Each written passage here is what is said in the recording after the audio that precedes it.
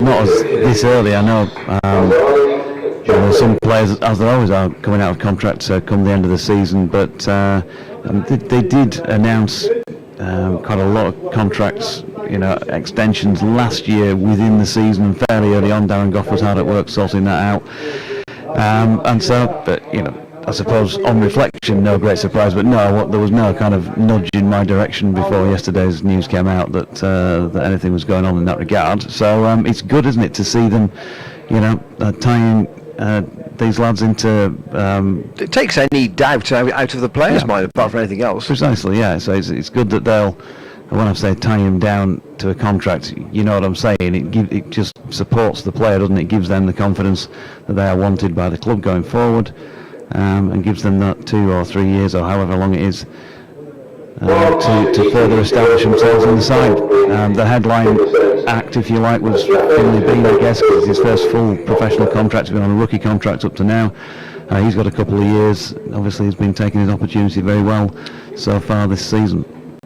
Yeah, we're going to see Mark Steckerty open the bowling from the Diglis end. He didn't bowl yesterday. He would have bowled last night when the players ultimately went off for bad light. I'll just get Jonathan to refresh us, or you at home, or wherever you're watching, either on the stream or with us on the BBC Sounds app, of the contact details for today, either on email or on other platforms. Here is Steckerty in with the first ball of the day to the right-handed Jack Haynes from the Diglis end, and that's jabbed out onto the offside and fielded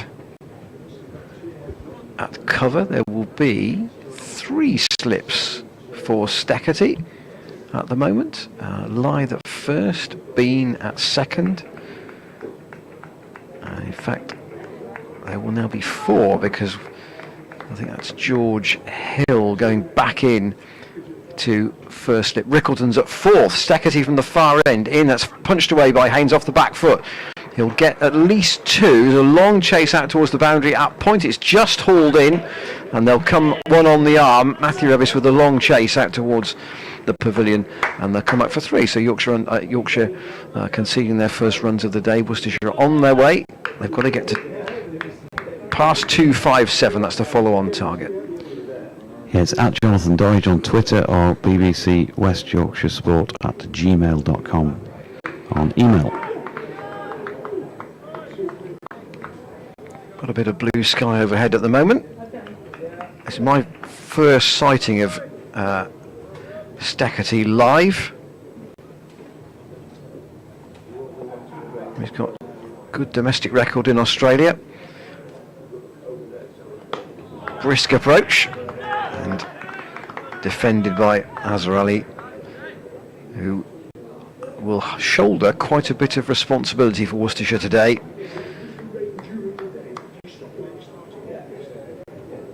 Obviously still more than 200 short of the follow-on target at this point. 2 wickets down already. Hose and Pollock, the rest of the middle order. Steckerty quite close to the stumps as he bowls, and again Azhar Ali defends. What's Mark been like in the overs that you've seen him in? A bit wayward, I think you'd have to say, in his first match at Headingley against Gloucestershire recently. I'll tell you what his analyses were. None for 82 off 17, one maiden in the Gloucestershire, the only Gloucestershire innings.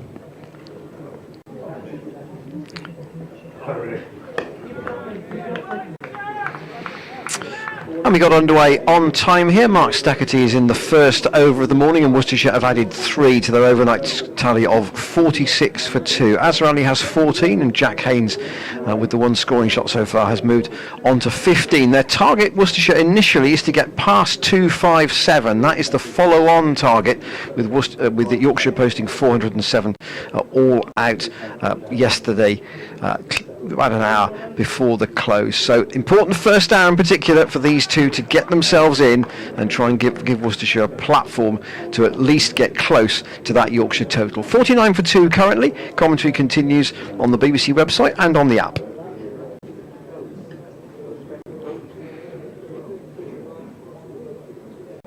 He's had 2 overs last night from this new road end. You see who it's going to be Ben Code, I think, from this end of the ground. And Jonathan and I were discussing yesterday about the disparity between the runs scored in the Yorkshire first innings from the 2 ends of the ground. And I did to Sue Drinkwater, the Worcestershire scorer, who tells me that the new road end runs off the bat in the Yorkshire innings 228, and off the bat from the Diglis end 157. So that is quite a difference. Whether that's the pitch or simply the bowling. I think it may be more the bowling, actually. Finch, Gibbon and Baker, all quite expensive from this new road end. It's Jack Haynes on strike to face Ben Code's first ball of the morning from the new road end, which is an easy leave wide of off stump. We're discussing the speeds of the Yorkshire bowlers last night with 1 or 2 members of the coaching staff, and I'd said that on commentary yesterday. I thought Matthew Fisher was the quickest. Maybe that's partly also height has nothing to do with speed, but it's coming down from that height, and it often zips through just back of a length and is on the climb when it gets through to Johnny Tattersal's gloves. But there was a sort of split decision really among those of us having the chat about it. Here's Code, and Haynes pushing solidly forward, no run. There was a sort of feeling that Matthew Fisher could bowl the quickest ball, but that Mark Steckerty overall might be actually on average quicker as an average speed. So they're both there or thereabouts by the sounds of things. I'm not privy to the actual speed gun, but the last I heard on the Matthew Fisher front, when I was given figures a while ago now, average of about 81 and can get it up to 85. Here's Code, that's short of length and drop backward of square on the offside for Gully. Ryan Rickleton to come round and field. Martin Bloomfield's come up with another one of his ditties. A couple of typos. He says sorry to Matt and George. I won't bother with those when I read it, Martin. I'll try and account for them in saying day 3 and the weather is better, as yesterday was somewhat wetter. The pitch is now straw, so the bowlers will roar, and it's warm, so no need for a sweater. In Fisher and Revis we've pace that the batsmen will just have to face. George Hill and Ben Code, Yorks will find that road to recovery is today's run to race. I hope the last match was no fluke, so the team, it will need no rebuke. In securing the points, Yorkshire men have stiff joints, and we've done it without Harry Duke. One more verse to come after this Ben Code delivery, which is dropped into the offside by Haynes, and there's no run. And he concludes, I mentioned in passing the latter, who I think is a wonderful batter. He's keeping his bonnet, as his team member Johnny. Yorkshire lad would say, Tatters is better. He would. He was here yesterday as well, Mark.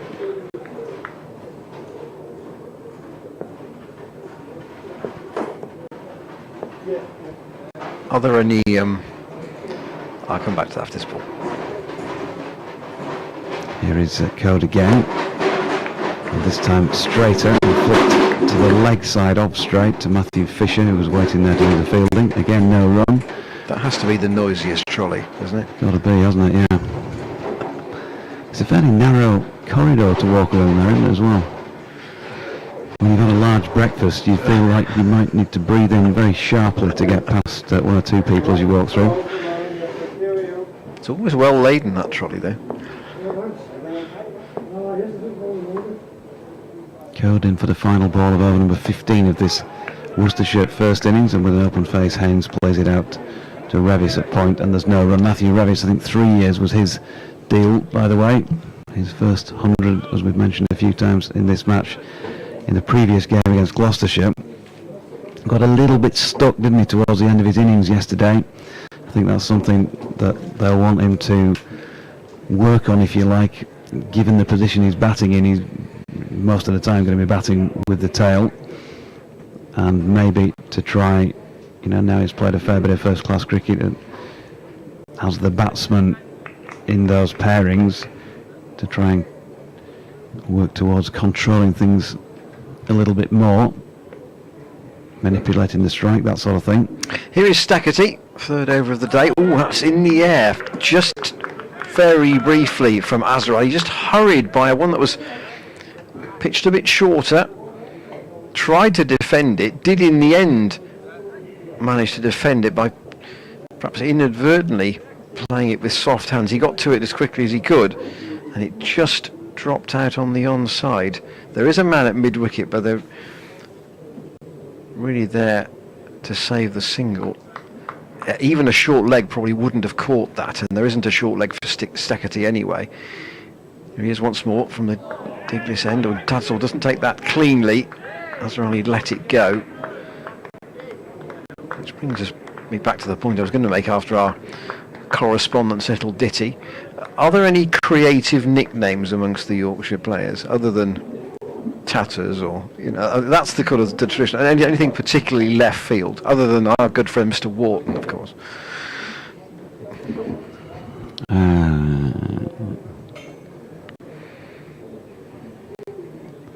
Adam Lyth gets the nickname. Well, he gets a couple of nicknames: Peanut or Budge. Budge. Steckety into Azarali, who defends. Why Budge? Well, Peanut, I think, is probably fairly obvious. Yes. Budge is of the same, is for the same reason, but slightly less obvious. So I was told by one player. This is only one player who's ever told me this when I asked, and he suggested that it was because with his little beaky nose, he looked like a budgie or something like that. So he got shortened to Budge. Funny how these things. I don't know. I might have been sold a pup with that one. Yeah, but these things do stick, though, don't they? Just off a stray comment. Steckety in, and Azarali defends with a bit of a stretch forward for that.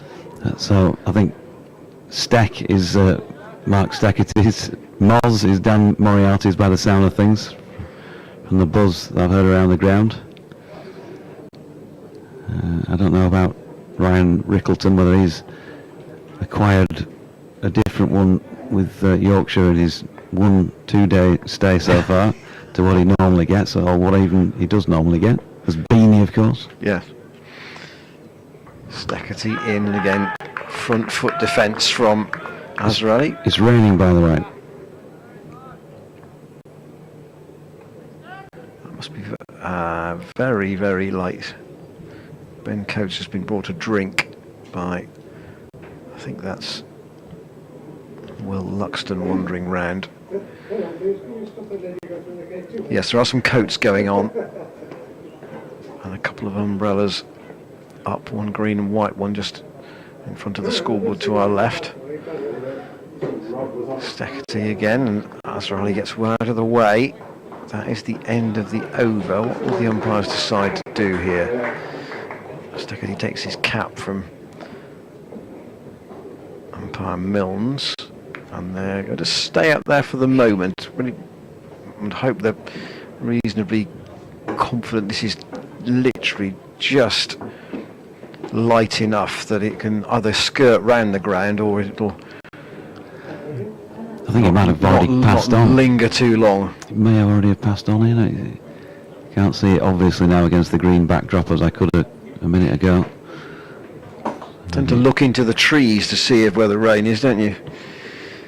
But thankfully, no longer falling. So 49 for 2, Haynes on strike to face Code, who bowls him a good length delivery, which is pushed into the offside. Moz will not be that popular with his bowler at the moment, because he's just dived and missed that at mid-off, and they've got back for 2. Just a quiet ripple of applause for the Worcestershire 50. 51 for 2. Responding to 407. Obviously day 3 of the current round of games, crop of games around the country. Keep you across the scores from there at the key moments in the day. Code again with 4 slips in place, but that one left through to the gloves of Tattersall. James Wharton's under the helmet at short leg. Matthew Revis at point. Moriarty, shirt flapping in this Worcestershire breeze, is at mid-off. Fisher at mid-on, and a deep backward square leg, really. Come wide long leg. Steckety just having been taken a drink by Will Luxton on 12th man duties, drinks running duties today by the looks of things. Code in again, past umpire Watson, that's dropped into the offside by Haynes. 17 from 27, 28 for him so far. Azarali on 14, and Code one for just the 11 from 6.5 overs. Not impossible, Jonathan, is it, that this game could kind of unravel a bit like the Gloucestershire one, where Yorkshire would hope to bowl Worcestershire out with a reasonable lead, and then it's a question of how they force it from there. Yeah, Code again. And that's turned around the corner. A good piece of fielding with his right hand. Low down to his right then by James Walton, who took that catch yesterday. I think there might have been some suggestions by the sound of things from the home ranks that the ball touched the floor, touched the ground. The umpires said otherwise. Code pushes off New Road End, and he comes again. Oh, now then, this is an uppish shot from Haynes. He might pick up 4 runs for it, but it was aerial and not a million miles away from Matthew Revis at point. It went backward of him, and it is a boundary. A rare one off Ben Code so far. Yeah, there was talk, a few people last night in the hotel who come up to me and have a chat, and what do you think, follow on tomorrow? I'm saying, well, got to bowl well in the first place to get the wickets, and then you've just got to see at what stage you're at. If you're good enough to do that, if you're good enough to have the opportunity, whether or not Yorkshire are back for a little while to kick on again, just give the bowlers a bit of a breather at least. You'd have to see the point at which they, if and when they take a 10th Worcestershire wicket. Yeah, the difficulty for both teams here is you've lost about 5 hours play over the first 2 days, and that's a big hole in the game. Whether either side can make that up. I mean, the longer Worcestershire bat, the more likely the draw becomes. I suppose, again, if they were to bat really well, they would give Yorkshire an awkward half day tomorrow. If the weather, and there are also ifs here, but the weather would need to allow probably pretty much a full day's play for them to get into that position. Bit different for Yorkshire. Here's Stackerty in again to Azarali. A big appeal. I think it was 2 sounds there,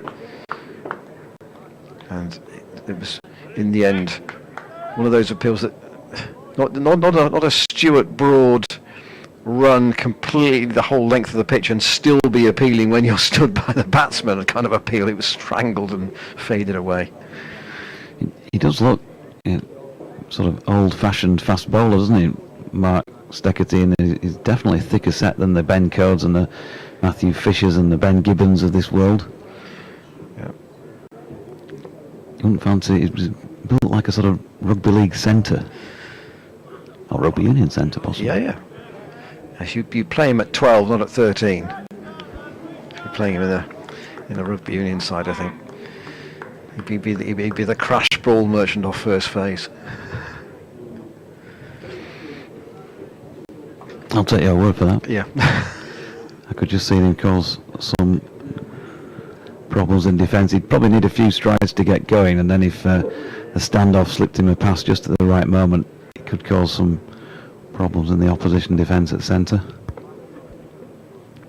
4 slips, still 4 Stackerty. Azarali taking most of the strike from him at the moment, and taking the strike, but not necessarily playing the shot, because again he's letting that go through, getting the bat high out of the way. I understand he's a league fan as well. He's a Queenslander, I think a Brisbane boy, so you would think it's a Brisbane Broncos as opposed to the North Queensland Cowboys. Now then, I'm trying to think here.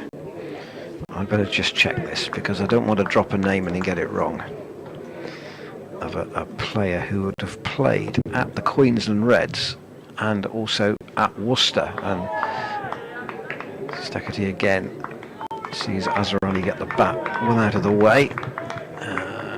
So this particular gentleman, born 1982. Clubs. No, he didn't play at Worcester, so I can't I can't use that one. It's funny how he played at Gloucester and at Bath, but not at Worcester. Welsh international. Steckerty in, and Azarali this time does play at it. He needs to, and he defends out on the leg side and goes for one of those batter's strolls just to keep his concentration. He isn't a guard scratcher, Azarali. Some batsmen are. He, though, appears quite calm and waits for Steckerty once more, and again not afraid to hold the pose after the big leave.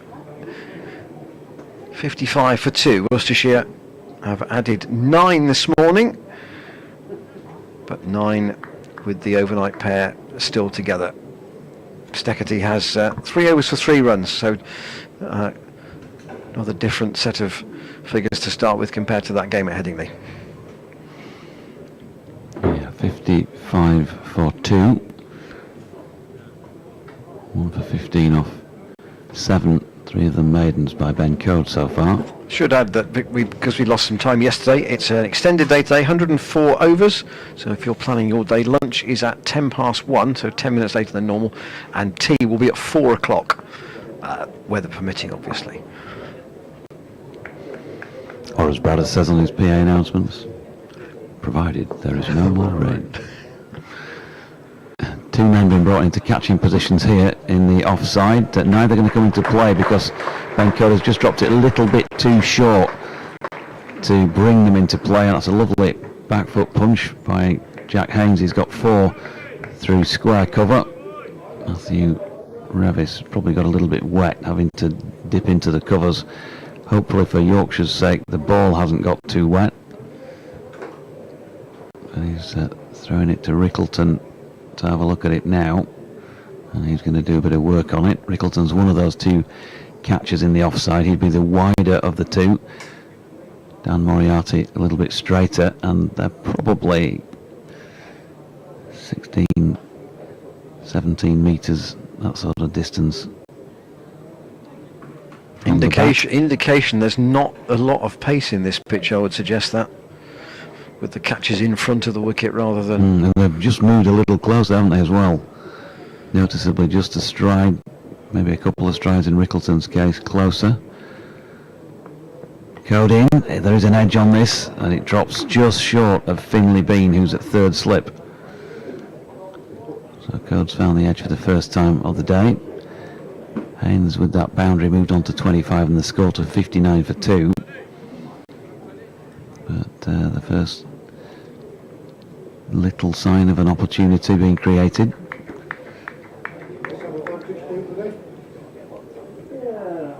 Just the 3 slips rather than 4 in this Code over. And he's in again for ball number 3 thereof, and that is a little bit leg side-ish, and he's gone for another boundary here. Not going to be happy with this, Ben Code. Hates conceding the 4 balls, but he's just gone a bit too straight. Hands on his face for him, because he clearly feels that what he produced there was not that far off what he was trying to produce, but just the margin for error was against him, was small, and he flicked off the legs by Haynes for 4. Yeah, you just see his own professional standards said to him, I don't like that. Bit of frustration for him. 2 boundaries in the over, 1 for 23 now. Can he come back with a wicket? It's gone fuller this time, probably around about middle and off, but flicked into the leg side by Matthew Fisher. Well, not by Matthew Fisher, to Matthew Fisher, I should say, by Jack Haynes. I think it's fairly common knowledge that Haynes is one of the Worcestershire players who's out of contract at the end of the season. Ashley Giles said yesterday in the members forum there are 8 senior players whose deals are up. Code in again, and Haynes over the top of this one. That time. feels a lot, actually. 8 plus 3 of the young players who were given, as they are called, rookie deals for this summer. But Haynes is a promising young bat. Yes, he's had his injury problems, but he clearly has ability and would be somebody Worcestershire would be very keen to keep. Code in again, good deliveries, an appeal for LBW, he's gone. Haynes couldn't get forward to that one. He's not happy with the decision and has a lingering look at Chris Watts. It caught him top of the pad flat, possibly bottom of the thigh pad, something like that. But he was trapped in front, and it was good enough for Watts to raise the finger. And Code has taken his second wicket of the innings, Yorkshire a third. Worcestershire 63 for 3 after 19. I think, he's getting the umpire's getting the glare there from Jack Haynes, and it probably was the height that was the thing that probably he might have thought would have saved him, but that wasn't in the umpire's opinion. And he's had looked round 2 or 3 times on his walk back to the pavilion, having got a start, got to 29, and had 20 minutes out there this morning, played a couple of nice shots, and then got what he clearly feels is a poor decision, but he sees it at full speed, and in his opinion it was low enough. And you've just been talking about him. Sorry to raise the finger. I thought you'd finished then. Sorry. Just talking about him, out of contract this season. Those are the sort of things that can. If they're still thinking about it, they may have already made a decision that we don't know about. But if they're still considering and seeing how it goes, it's those things, isn't it, where it's a tight decision that goes against you, that can sometimes count against you in terms of your career. So that's true in other sports too, isn't it, where officials' decisions can influence how people's careers unfold, particularly dare one say as coaches and directors of cricket and management in most sports tend to be frustrated by inconsistency of officialdom, but it doesn't. It's said it can even itself out over a summer or a winter, depending on what sport you're playing. But on occasion, the block can feel as if it's falling against you. Adam Hose has come in at number 5, and that was the last ball of Code's over. So he has 2 for 23 now, and Steketee again into Azhar Ali, who's got the leave is quite an extravagant, swift process, isn't it? Yeah, he's sort of a bit of a showman feel about his play, hasn't he? He's quite busy at the crease always.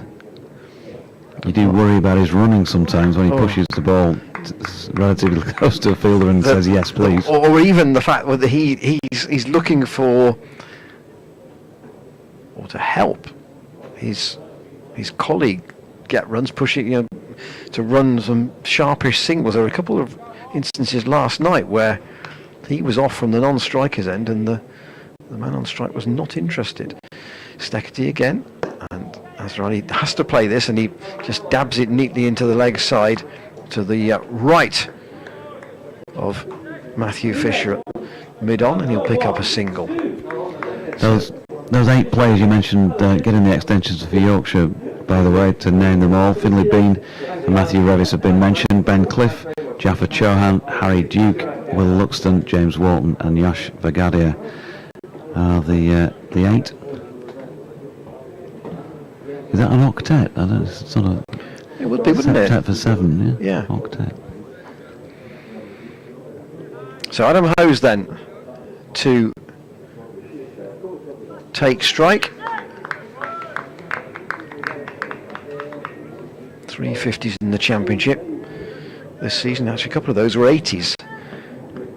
And Worcestershire could do with a similar kind of knock from him here. Waits for his first ball from Steckerty, and he's almost yorked, does really well just to drop on that. Whether he was expecting something of a different length, he reacted to it and survived. That was not the worst first delivery to bowl to a new man, not at all. No, a bit of pace about it. Watched it well.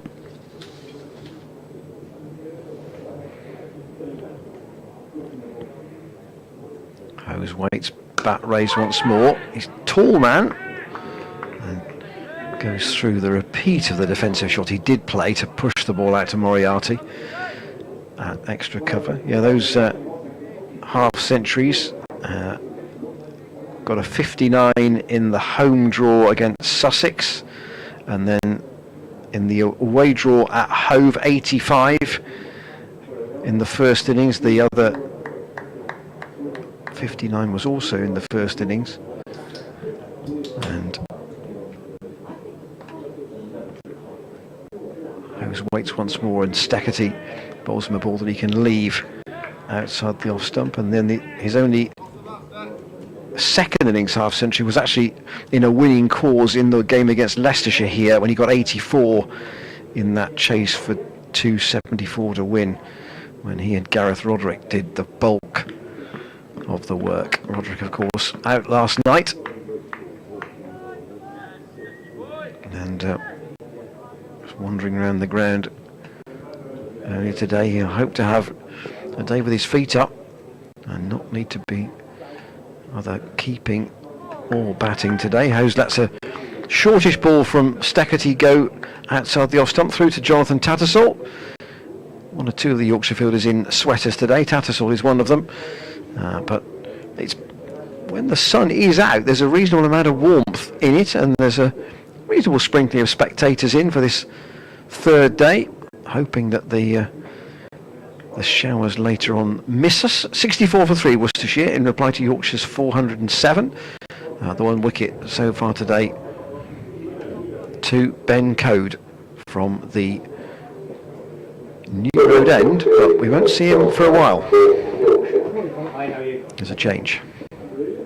Yeah, Matthew Fisher having a go at the New Road End. Just looking through Adam Hose's record against Yorkshire, because he sort of stands out as a player in my head who's scored runs quite a few times. But I've just looked through his list, and in all matches, that's white and red ball. This is his 15th knock against the Yorkies. He's made 2 half centuries, a 68 and a 62, both for Somerset in 2017.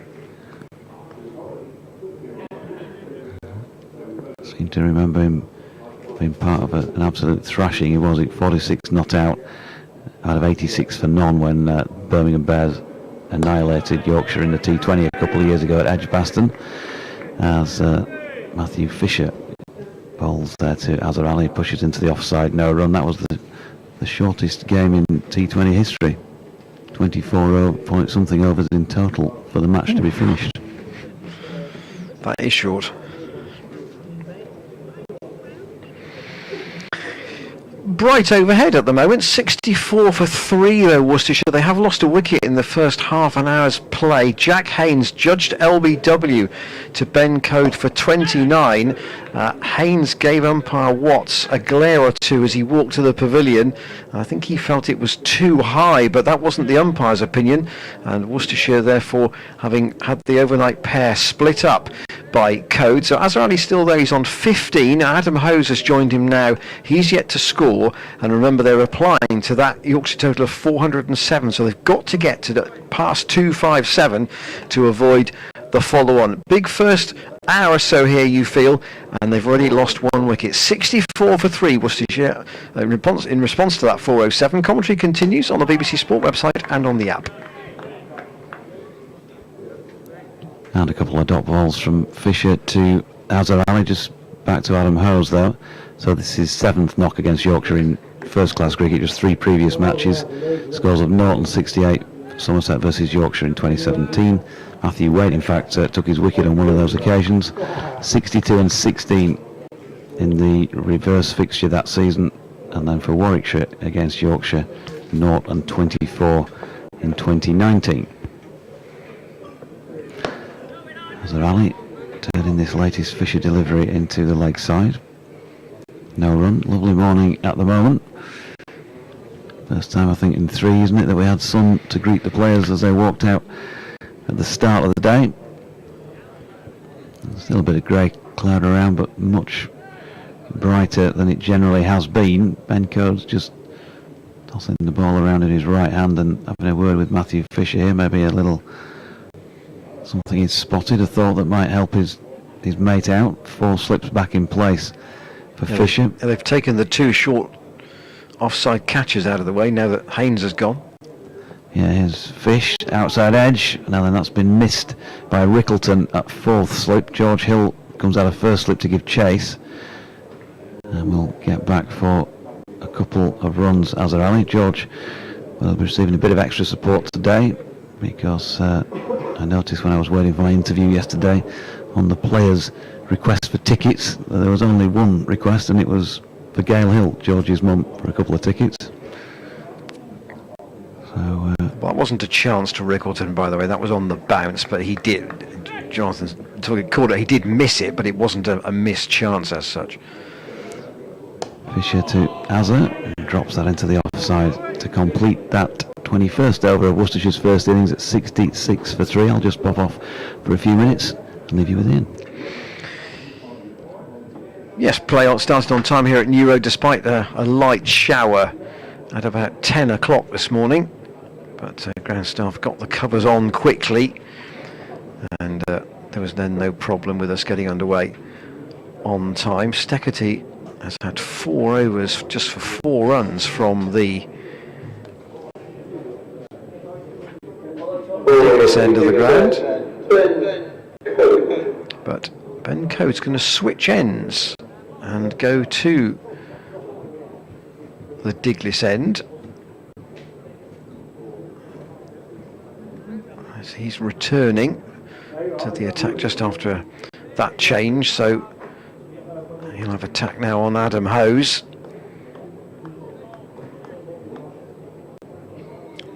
Tall right-hander now playing for his 3rd county. And hasn't played, actually, considering he's 30 years old, he hasn't played an awful lot of red ball cricket. Tend to make his name at Warwickshire as a right-hander.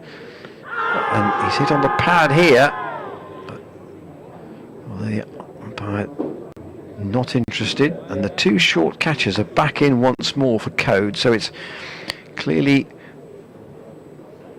not a specific tactic against Jack Haynes, but more one that Code and Jonathan Tattersall have thought about with these Worcestershire batters, and indeed Code bowling on this pitch. So 3 slips and then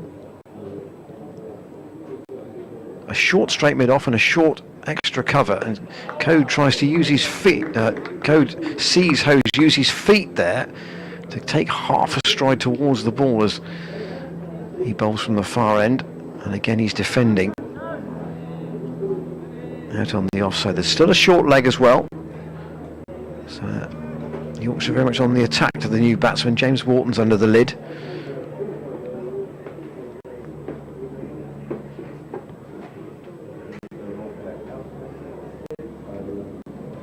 Moriarty the straighter of those 2 short catches, and Hode plays that next delivery out into the ground, and that's fielded by Rickleton. So 2 left-handed throwers in those short catching positions on the offside. Slips Hill, Lythe and Finley Bean, who took what he made look a very straightforward chance last night to help dismiss Gareth Roderick. It was at a nice height for him, but you've still got to take them. And Code once more, and Hose might get off the mark here, but just plays that into the leg side to the right of Matthew Fisher, and he gets round from mid on and prevents the single. 66 to 3 Worcestershire, still a long way in arrears,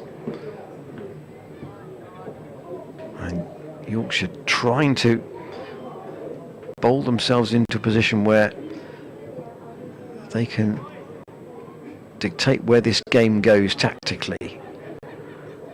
Code again, past umpire Milnes, and Hose gets a big stride in, but no power in the shot, just steering it out onto the onside. And Matthew Fisher once again picks up. He's in a sleeveless sweater there.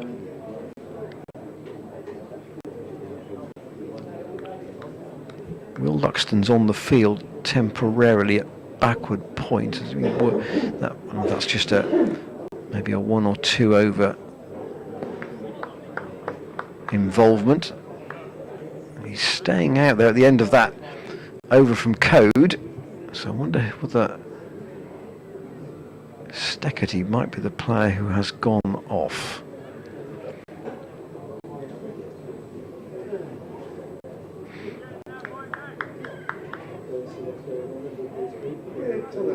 He's out there in a very distinguished looking sun hat, one of the wide brimmed sort, and he'll be at mid-on as Azra Ali just sets himself for Fisher to start a new over from this New Road end.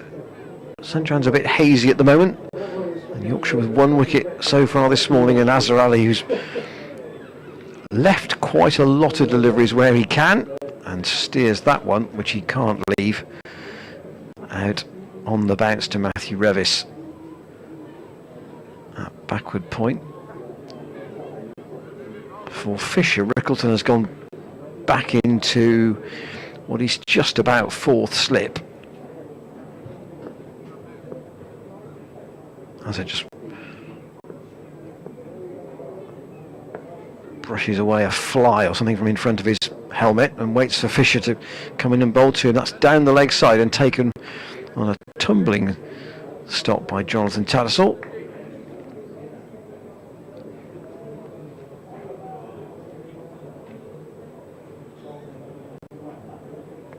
Jonathan Deutsch mentioned earlier on, if you didn't catch the announcement from Yorkshire last night about that clutch of players,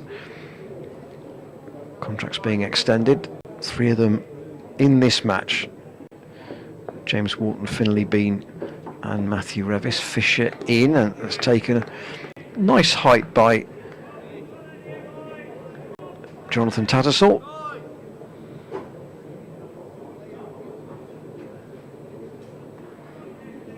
Fisher's got substitute fielder Will Luxton at mid-on.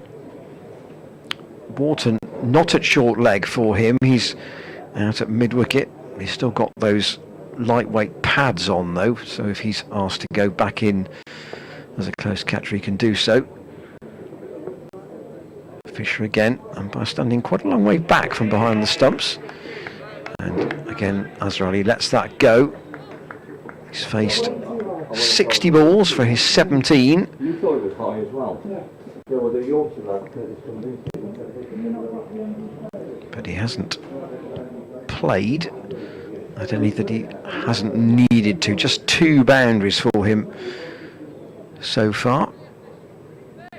Hose yet to get off the mark, having come in when Haynes was LBW to Code. Sun's just gone in for the moment, and Azra Ali gets a really short one. He has to sway out of the way, duck quite sharply there. That was probably the fastest ball of the day, I would think, from what we've seen. And Azra Ali just does the sort of motion that a centre forward might do at the far post to meet an inviting cross. Just perhaps saying to Dan Moriarty that I could have headed it but got out of the way. He did well to get out of the way, actually. He's not the tallest man anyway, but it was one of those bouncers that appeared to follow him a little bit. Fisher in again, and that's again back of a length, and Azza sways out of the way. So a sharpish finish to the end of Fisher's over. He's bowled 8 in all. He's taken 1 for 28. Code has 2 for 23, including the 1 wicket this morning, and the 2 batsmen have a chat mid-pitch about how they're going to go about this next hour and a quarter. Hopefully they can stay together for that long from a Worcestershire point of view. They've had 23 overs so far, Yorkshire, in this Worcestershire first innings with the ball, and so we're kind of beyond what Jason Gillespie was saying last week is the area where you would expect there to be any swing. So can Ben Code get any out of this particular cherry? Again, Hose defends with the short leg still in and the two catches on the offside in front of square. He's having a good look here, as indeed he's right to do. Ed Pollock probably due in next, then Matthew Waite, Joe Leach at 8, and then Finch, Baker and Pennington. That one kept a bit lower, it's pitched further up by Ben Code. It wraps Hose on the pad. Whether there was an inside edge, no real appeal from the Yorkshire fielders. Hard to tell from our position whether it was going down the leg side or not. It may have been, and that was why there was no LBW shout. Hose troubled by the bounce there. First one we've really seen not get up very much, and he's trying to perhaps solve that now by just putting half a stride in to make sure he gets to the pitch of the ball from Code, particularly ones that are a bit further up.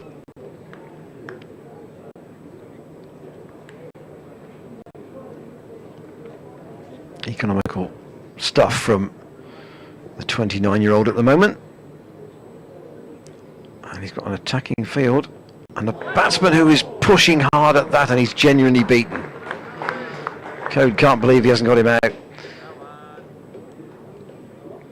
This is challenging time for Hose at the moment. Just come in, ball with a wicket already, and having changed ends, that may have moved quite a way, because Tattersall was taking that down the leg side. Was that off the pitch or was it through the air? Code once more, and Hose gets his off-stump judgment right on that occasion. The "ooh, I'm sure you heard" was from the slip cordon. Hose didn't play a shot, so that was the good leave. The bad leave is the one that knocks the off-stump out.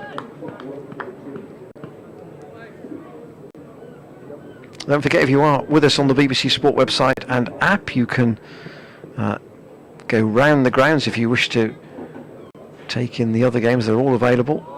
And here Hose again gets the bat well out of the way. There's been a lot of that from Worcestershire this morning, and the applause is from, I'm sure as much as anything else, from the Yorkshire members, who will be pleased with Code's effort. Steckerty is back on the field, and Will Luxton trots away. So Steckerty just the 4 overs this morning. 4 pretty tidy overs, but he then went off, and Luxton's been out temporarily as a fielding sub. 66 for 3 in reply to 407, and Matthew Fisher to try and keep up the pressure that you felt Code is starting to exert on Hose at the other end, but Azhar Ali is on strike. Here comes Fisher then. Short of length, and nicely played by Azhar Ali. It's turned off his legs, good timing. It's bobbled along the wicket ends, and it's going to beat James Wharton to the boundary, who then has to put the brakes on before he runs into the covers. So another boundary to Azhar, 17 to him, 66 for 3. It's been patient from him so far, and why not? got a big job to do. He's been out there since the resumption this morning. So 48 minutes of batting. 48 first-class hundreds. Fisher in again, and Azza with that exaggerated leave. He's watching it go by to Johnny Tattersall, who lost his cap in the process of taking that. 48 first-class hundreds. 97 tests? Yeah. I think. Yeah. So he and I have got 48 between us.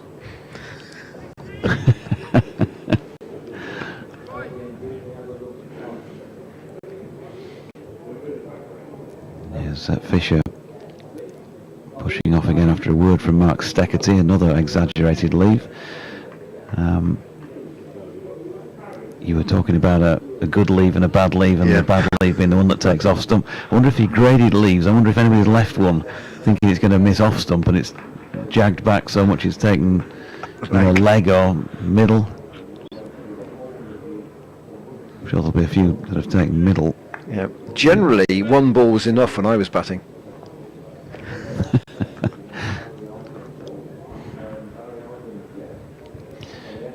Fisher in again, and Azza dropping this into the offside. There's that enthusiastic running. He almost sticks the bat out in front of him, more so than most people, you notice, as if he's running in with a lance or charging in with a lance at his opponent. But you're always told that, aren't you? And I don't really see why. This is an. If a professional bowling a no ball is one of my hobby horses, then one of the other ones is, why would a batsman be casual about running a bat in and thinking, oh, it's all right, I'll just dot it down, I'll just dot the bat down, it'll be fine. No, give yourself every chance of making the ground. Fisher. And dropping into the offside this time. Adam Hose, who's yet to get off the mark from 17 deliveries now.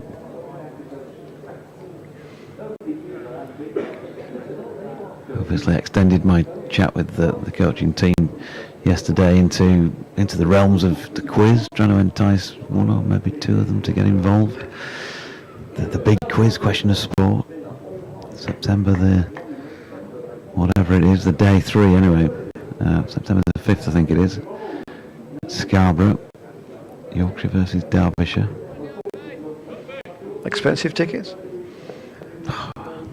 Premium prices, as you'd expect, because magnificent questions, I'm sure. Setting himself up for a fall there. There's Fisher with a good delivery this time, and Holmes playing down Bakerloo. And that is through to Tattersall to complete the over, 71 for 3. So yeah, I mentioned this, and one or two of the coaches say, oh no, Ben Code will be good at that, and so-and-so will be good at that. Obviously not volunteering themselves. And then Harry Booker, the S&C, said, oh, my missus will fancy that. She's been on Question of Sport 3 times. Oh. Harry's other half, Amy Wilmot,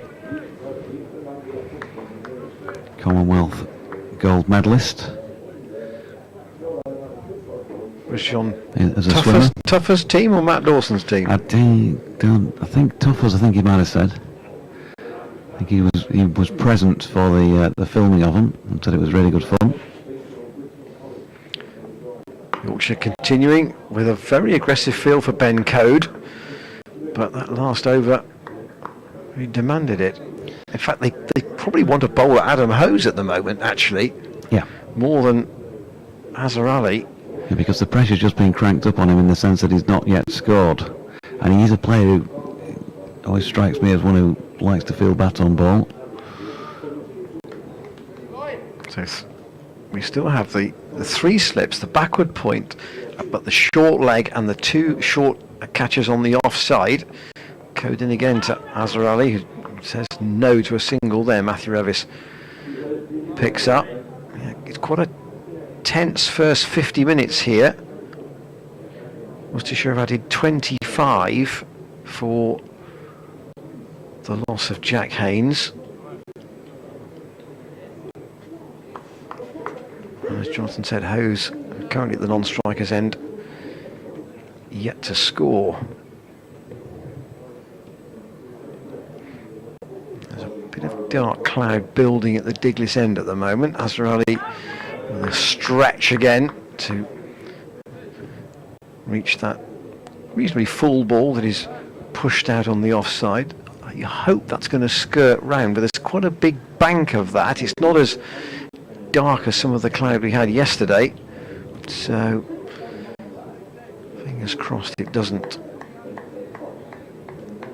have much or any rain in it for us. Azarali on 22. Scored 8 this morning.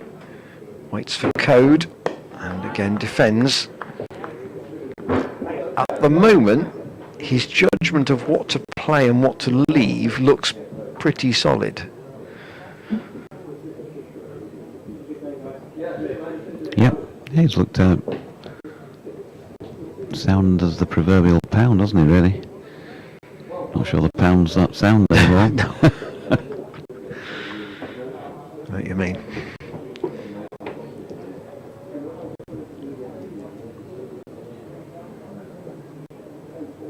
Finley been just having a chat with George Hill in the slip cordon, but they set themselves once more.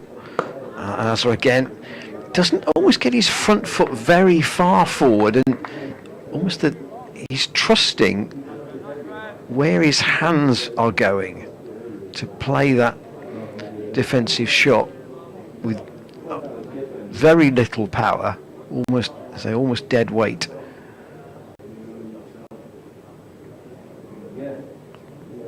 So it looks a little bit awkward at times, but clearly has his own method. He's worked out what works, and code in again. And at this time, we have a double shuffle down the pitch to meet the ball as it's pitched again reasonably full, and again it's played quietly out on the onside. So a change of approach to that last delivery, but Code, having switched ends, has had a tidy morning. He was tidy last night. Just that one over where he conceded 2 boundaries, but equally in the same over took the wicket of Jack Haynes, and that's the one success for Yorkshire so far today. 71 for 3 Worcestershire. Yeah, so just 25 runs added this morning in 55 minutes of play.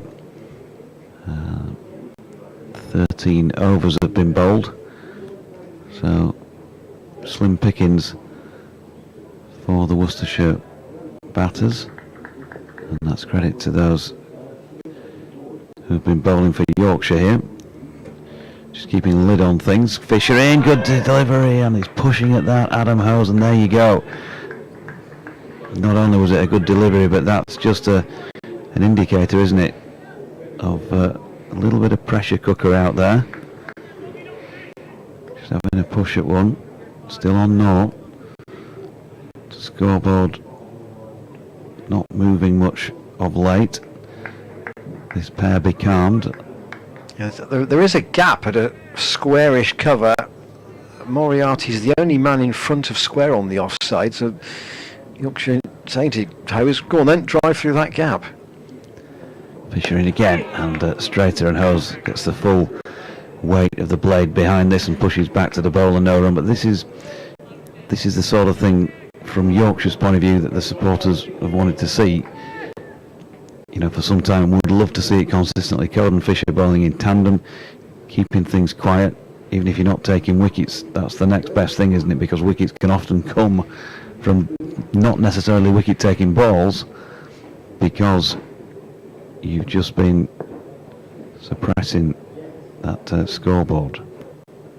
Fisher in again. Hose looking to score. He walks down and pushes that one, but can't get it past Matthew Revis at point. Just ask you something. Obviously, Yorkshire back in Division 2 for the first time since 2012. In your seasons covering the club in the First Division, did you notice that once you got beyond the new ball pairs of the established Division 1 counties, there was no drop off in the quality of the bowling, where in the Second Division maybe some teams you do notice it. Fisher in, and a shouldering of arms this time by Hose. In other words, there isn't a, I don't want to use the word cheap, but if there isn't an hour where you feel, okay, we might be able to make some ground up here because we've got beyond the front line attack of certain teams. No, not always, but probably more, clearly more often. You can think of some of the sides, obviously the Surreys of this world and the Hampshire, particular. Hampshire in particular, yeah. Although Yorkshire have won down there in my time. Fisher in, and another shoulder of arms by Adam Hose. I was just thinking that imagine this scoreboard against Hampshire where you've barely scored 20 runs in the first hour, and you think, okay, well, we can see these bowlers off, and then there's another pair coming on behind, and that valve is never released, is it? No, and I think your opportunities for recovery are less so in that division. If you do have 3 or 4 quick wickets go, it's harder to get yourself out of those holes. I can think of 1 or 2 situations, involving either Yorkshire or their opponents on that front over the last few seasons, as Fisher's final ball was firmly edged along the deck to 4th slip, and there was no run. So Adam Hose under the cosh here, none for 24. They're bowling well, and they'll just be saying to each other out there, won't they, come on, let's just keep it tight, keep asking questions. He might play a daft shot in trying to get off the mark. Last ball there wasn't a chance of an edge, was it? But it was an edge nonetheless, and so it's not so far away from taking the edge that goes to hand. There's been matches where Yorkshire, for example, at Scarborough, annihilated Somerset inside 2 days, a good Somerset side, but then conversely at Taunton, they had one bad session one day, might have been 2019 season, I forget specifically, and suddenly the whole game collapses on you because you can't get back into it. Code to continue, and he's gone. Azhar Ali is gone, caught very well by George Hill at first slip. That was a low chance, and that's a very, very big wicket, you feel, in this morning's session. Code switching ends and drawing an edge from the Pakistan Test batsman, and Azhar Ali caught by Hill at first slip for 22, and Worcestershire are 71 for 4. Reward for Code, strangely though, perhaps not the batsman we might have thought that might succumb in this situation, but the more experienced man, and therefore that is of much greater value to Yorkshire. Yep, he worked hard there this morning, so he's going to be really disappointed that he's pushed at that one. But I think on this occasion, Yorkshireman or not, you've got to say, haven't you, Ian, that is full credit to this pair, because they've just been so tight in those last few overs. And it just shows that it doesn't matter whether you played no test matches or 97. Pressure comes if you're not scoring runs. You're looking for a way to relieve that pressure, and they've just not given either of them an out in the last few overs. Let's just have a look back over recent overs. So Matthew Fisher bowled a maiden to Adam Hose, Ben Code bowled a maiden to Azhar Ali the over before. There was a boundary and one to Azhar in the over before that, but that's 15 successive deliveries now without a run. Yeah, key wicket that, you think.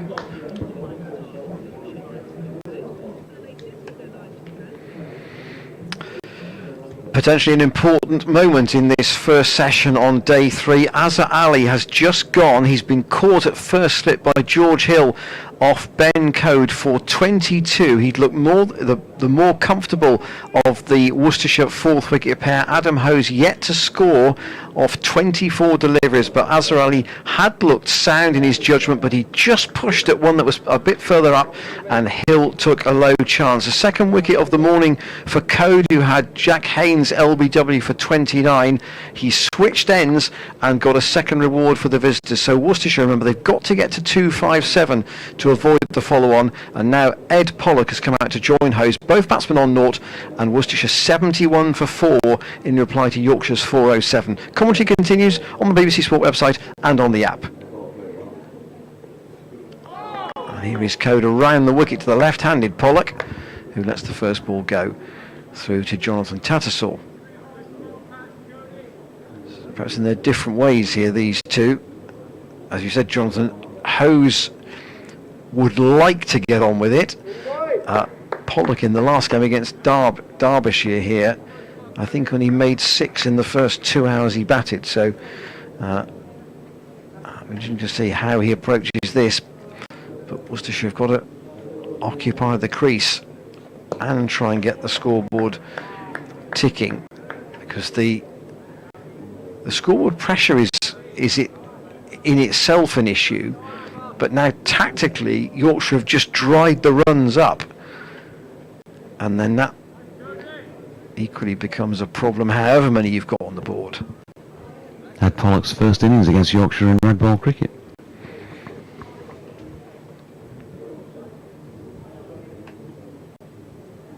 .27 years old, and he waits and defends from the crease here to Code, who's staying around the wicket with 4 slips in.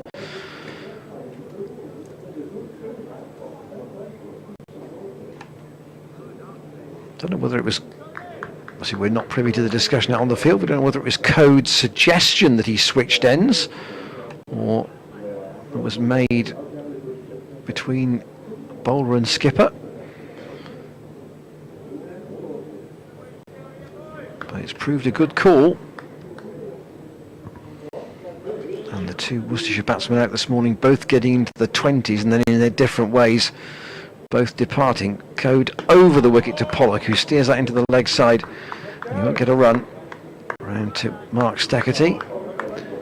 Just looking back on that Azhar Ali knock, he's now batted 7 times against Yorkshire in total for 2 different opponents. Made a total of 190 runs, so he's averaging 27 against Yorkshire. And what did he get? 22? Yeah, 22. Thereabouts. Just 150. 22 off 73 balls, so you can... So despite all those test hundreds, he's not the best of times against the White Rose. Short leg in for Pollock. James Wharton well padded up there, but the ball doesn't come his way this time.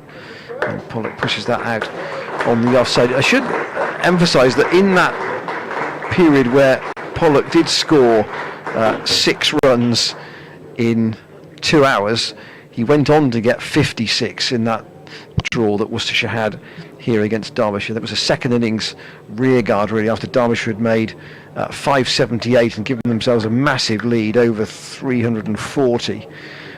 So it was a defensive match saving, I suppose you might say, because Worcestershire was 6 down at the end. Match saving innings. Different job here.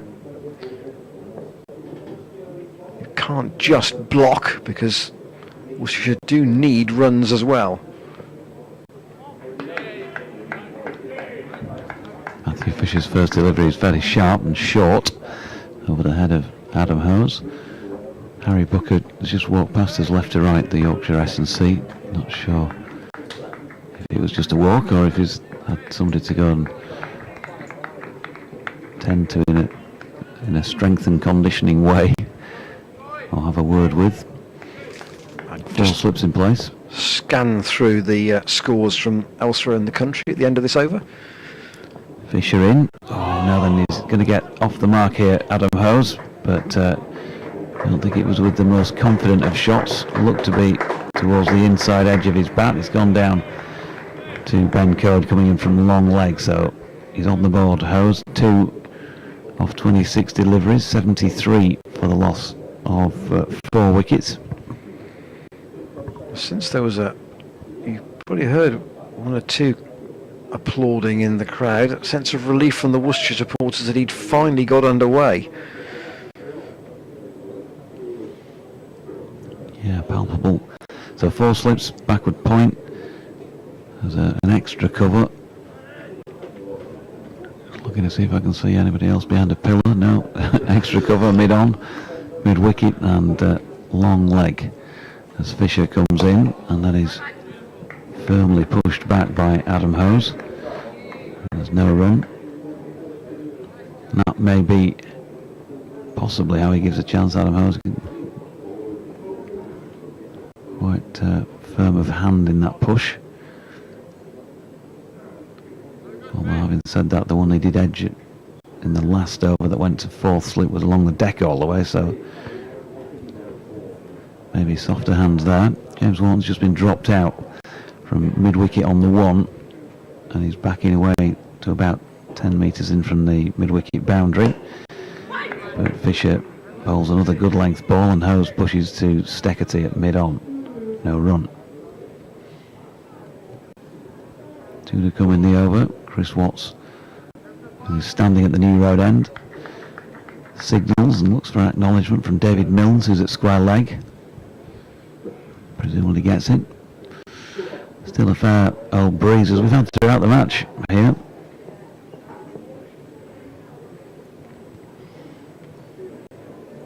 As Fisher comes in again, right arm over, wide of Hose's off stump, draws a over from Adam Lyth at second slip, always a little bit more audible than the remainder. So just pose a question here. In terms of quicker bowlers and England duty, obviously Josh Tongue has got his way into the side at the moment. Do you think that the two Matthews, Messrs Fisher here and Potts at Durham, are still in the thinking of the England management? Fisher to Hose again, thickish contact on it, wide of Rickleton at fourth slip, and that will be 4 down to third man. George Hill not able to reel it in. Fisher walks away in disgust with himself at the end of the over, 77 for 4. And I say that because I saw Potts earlier this season and I thought he bowled really well, and you see Fisher all the time. Yeah, I'd say Potts is closer only in the sense that he's played more recently, but Fish, it's funny enough, I thought about that this morning. Next time I get a chance to have a chat with him, I'll ask him if he's still in contact with, Brendan McCullum and Ben Stokes. If he gets the odd phone call, just, players do that, don't they, to G you up and keep you interested and let you know that you're still in their thoughts. I don't see why not. I mean, after he went to the West Indies and made his debut in the spring of last year, he came back, played one match at Gloucestershire, and then missed right through until the last couple of games of the season. So it's not like he's played and lost form. He just wasn't on the park very much. 1 for 39 he has at the moment. Code has 3 for 23, and he's around the wicket to the left-handed Ed Pollock, and Pollock defends. Was pushed out to, I think that's Moriarty there. Yeah. Clearly, I mean, and if he'd have played all last season and had a good season, he might have been. Well, he might have got more Test cricket last year anyway, and much closer to selection. I'm sure at the start of last year when he got into the England side, he probably thought this could be my route to Ashes cricket next year. I'm sure he would have half an eye on that. Blighted by injury again. Sun's out again now, and here's Code into Pollock, who again gets quite a good stride in and meets the ball with a low-angled bat. Defends. This could be a morning where it's drip, drip, drip on the tally of runs scored for Worcestershire.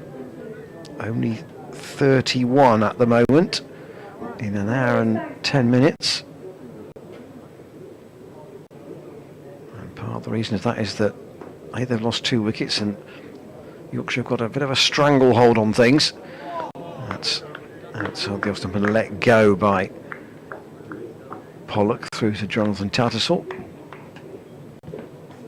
That was a well-taken catch too by Hill, wasn't it? Because it was very low, and it comes back to your point yesterday. If you start low, you only have to go one way with your body. You're there if the ball is almost losing its carry as it gets to you, and if it's above that, well, you just go to meet it. Code around the wicket and Pollock again defends. Back to the bowler. sort of guy you want. Is he a player's player, Ben Code? Because you want him bowling all day if he's bowling like this. Yeah, I mean, the sort of comment you get from Matthew Fisher, for example, if you ask him, he'll just say, it usually says something to the effect of, "Oh, he's so good, he just keeps it there on a string."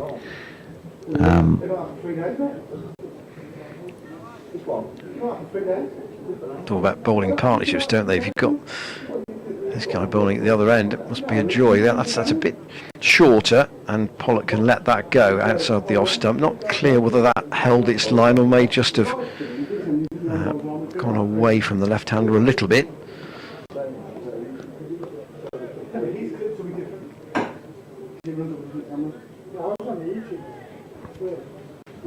.77 for 4.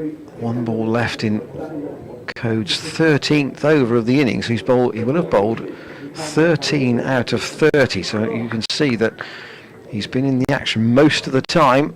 He's had 2 spells today, one from each end. And Pollock defends the last ball of another tight over. 3-4-23. Applause for another Code maiden. 13 overs, 8 maidens. 3 for 23 is full analysis. And Fisher, the other wicket taker. Steckerty too was tidy this morning. And those are the only 3 bowlers Yorkshire have used today. Well, if it ain't broke and you've got the energy to keep going, don't fix it, really. That'll be the thing, won't it? And with also, you know, that follow-on question possibly in mind. How much energy will be in the legs? Now, the batteries be. Good delivery from Fisher first up to Hose once again, and although he has now got going to some extent with a 2 and a 4, neither, you'd say, were the most convincing of shots. No indeed. And so there'll be a little release of pressure, but not a lot. Matthew Fisher will be working on trying to capitalise on that. He's got those 4 players waiting beyond Johnny Tattersall in the cordon. Hill, Lythe, Bean and Rickleton, and Fisher is in, and he's gone a little bit too straight this time. It's nicely played by Adam Hose, and that is a shot that he wanted to play, and he will get 4 runs for it, just beating James Wharton to the boundary rope, just down to our right, through straight mid-wicket. But having beaten him with the previous delivery, we can't see straight on here, but perhaps Matthew Fisher was bringing that one back. He's been waiting for that ball for quite a while, I suggest. He would have liked it. Probably he got that Yorker first ball. He'd have liked that one second ball to get him away. He'd had to wait a long time. Fisher in again. Hose. This time back foot, punches into the offside. Moriarty is chasing this ball, which went past him. And they're back foot, another 2. And here we go. Now he's got going. He's scoring quickly.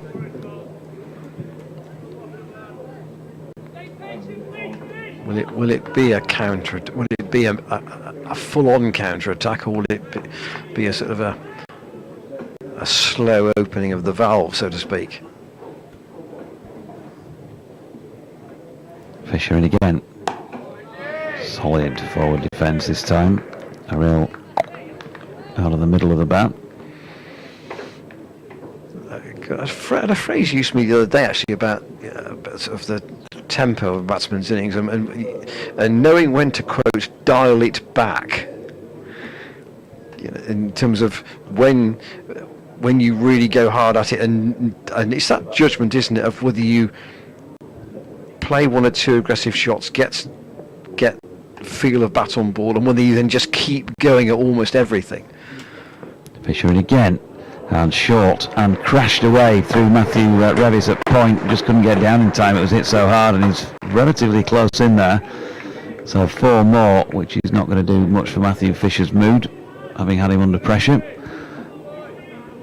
And this is the Adam Hose that I've been used to seeing when I've previously seen him play, mainly in white ball cricket.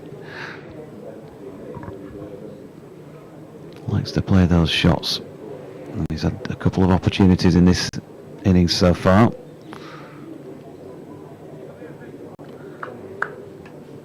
Long way to get off the mark, and then in this over, 3 much more aggressive strokes.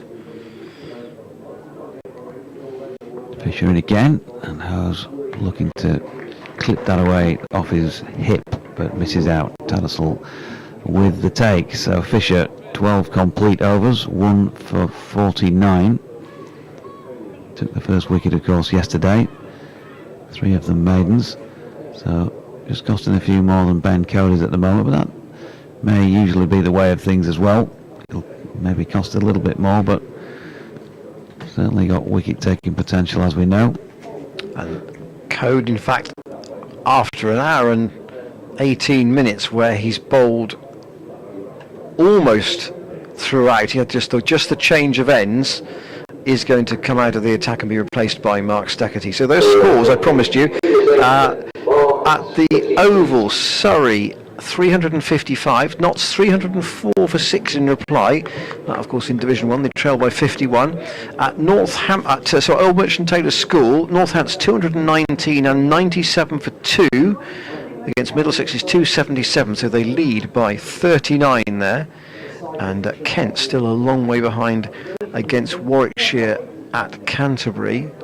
Rob Yates got a double 100 in that big Warwickshire first innings score. Here is Steckerty back into the attack to Ed Pollock, who strikes him on the pad, but the ball dribbles out to Will Luxton, who is on the field, I would think, for Code. I didn't see Code go off, but that would be the expectation.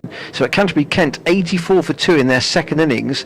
They still trail by 294 after Warwickshire's 549 4-7 declared. All those games, of course, in the First Division, as is the game at Taunton, where Hampshire are 88 for 6 in response to Somerset's 500 all out.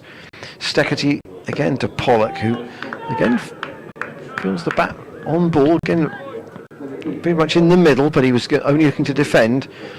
And again, he's playing largely in the V2 here, so almost a straight bat back up the pitch.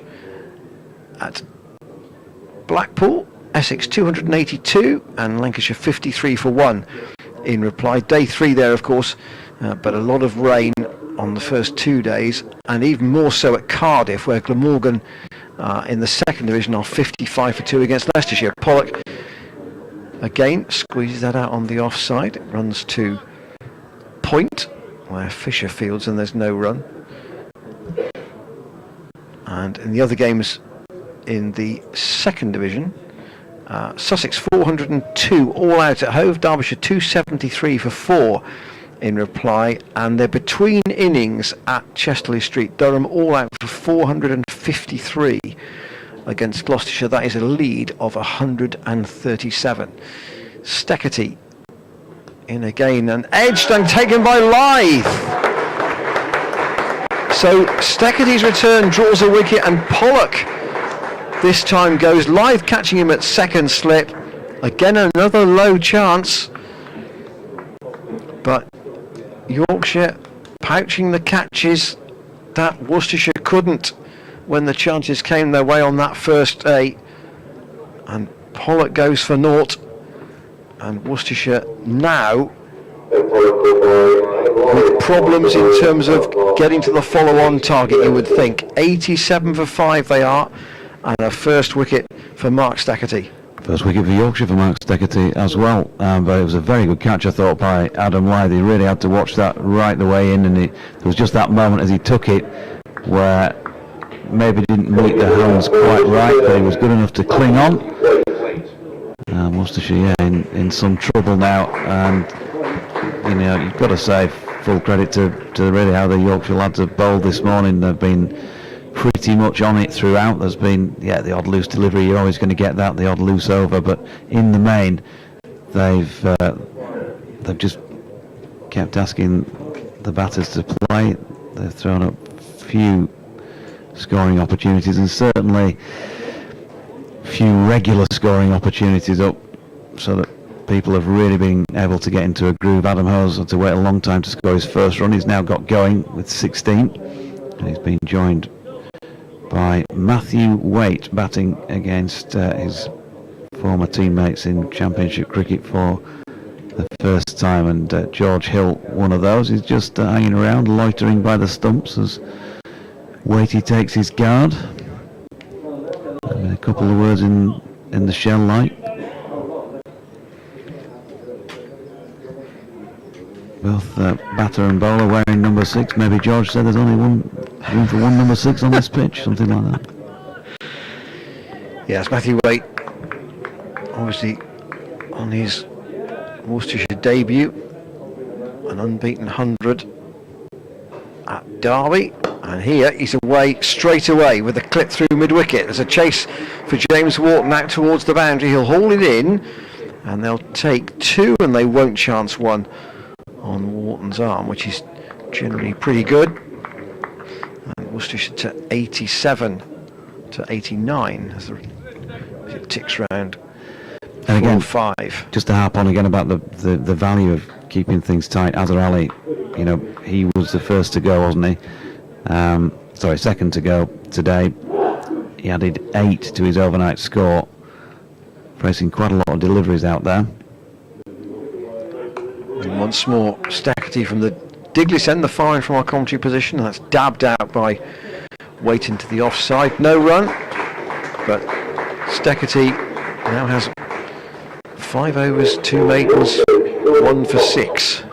Which is much more what Darren Gough would have envisaged, I'm guessing, when he signed him than what he produced against Gloucestershire at Headingley the other week. So good to see him on it, as it were. But back to the bowling dry, if you like, because we made a bit about Adam Hose taking 16 balls to get going. It's taken him 36 deliveries to get to 16 in total, and then Ed Pollock, 15 balls he faced without scoring. That's the value of keeping people pinned down. And so for the first time in the match, we're going to see George Hill, who I suggested might be the man they turned to maybe at first change yesterday with heavier skies around. There is a big dark cloud overhead, but the ground is actually in sunlight at the moment. 3 slips in place for George. Right arm seam. It's short of length first up and will cost him 4 runs because Adam Hose plays an expansive square drive to that. Cracked it away very nicely as well. Just a loosener from George Hill. It was the 26th ball that Hose faced that brought him his first run. 26 was it? Yeah. Thanks. So a lot of dot balls today, and I think as much as anything Yorkshire's 3 wickets. It emphasises your point compared to Pollock. Pollock hadn't scored in 17 and Hose took 26 to get off the mark, so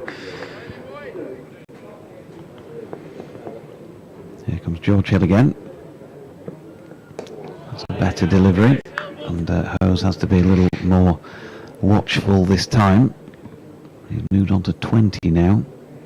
93 for 5.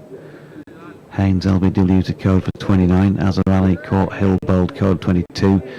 And now Ed Pollock caught Lythe bowled Stackerty without scoring. Of the 3 wickets to have fallen, having resumed this morning on 46 for 2, Worcestershire.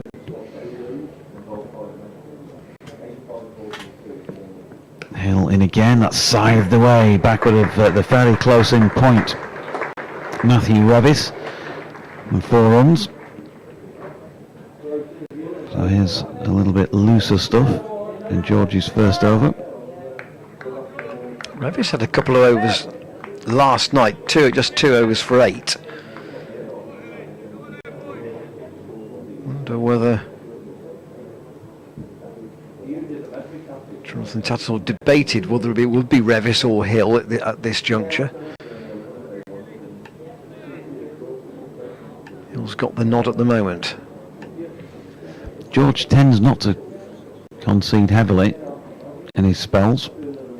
Fairly tight. Here he is again, and that's dropped square on the leg side where Will Luxton is round to field. I'll give you, we'll have a look at his bowling for 2023 alone so far. And then maybe have a look at the career. 12 wickets at 30 this season in first class. Yep. Doesn't tell me. Oh, it does. Here he is again, and Howe's pushing out into the offside. And there's no run. Let's just work out what he's going for economy rate wise in 2023. He's conceded 376 runs. Just about 3 and over, isn't it?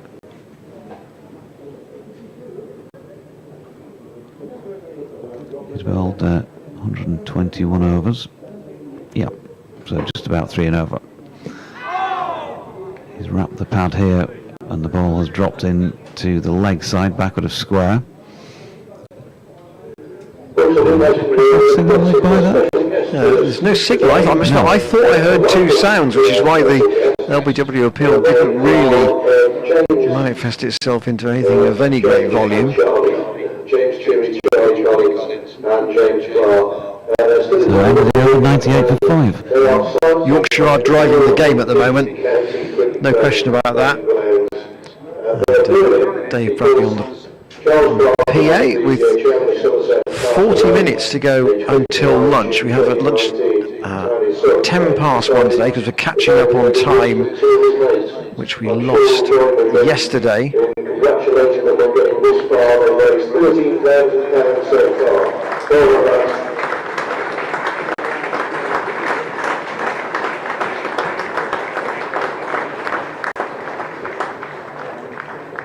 Hose on 25, Weight on 2, and here is the burly figure of Stackerty starting a new over from the Diglis end, and Hose punches that out to Revis at backward point. There will be an update coming for BBC Hereford and Worcester shortly.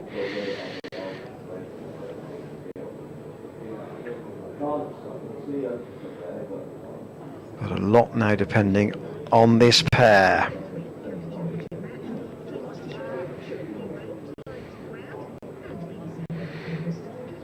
And Worcestershire very much on the back foot here. They've lost 3 wickets this morning against a tight Yorkshire attack. They are 98 for 5 in response to Yorkshire's 407. Jack Haynes for 29, Azhar Ali for 22, both to Ben Code, and Ed Pollock for 0 to Mark Stackerty, the men to go, 2 of them to slip catches. Certainly Haynes wasn't happy with the LBW decision that he received from umpire Watts. I think he thought it was a bit high, but that wasn't the umpire's opinion. So Worcestershire's first target is to get to 257, but a lot depends on this 6th wicket pair. Joe Leach, of course, still to come, but Hose on 25 and Weight on 2 have a lot of work to do. Commentary continues on the BBC Sport website and on the app.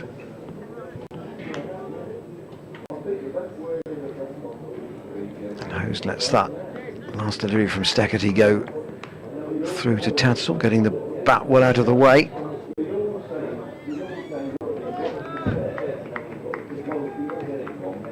Still the 4 slips in.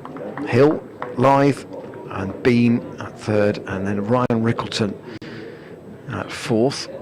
Stackerty certainly sprints in, and Hose gets that off the toe end of the bat up to mid-on.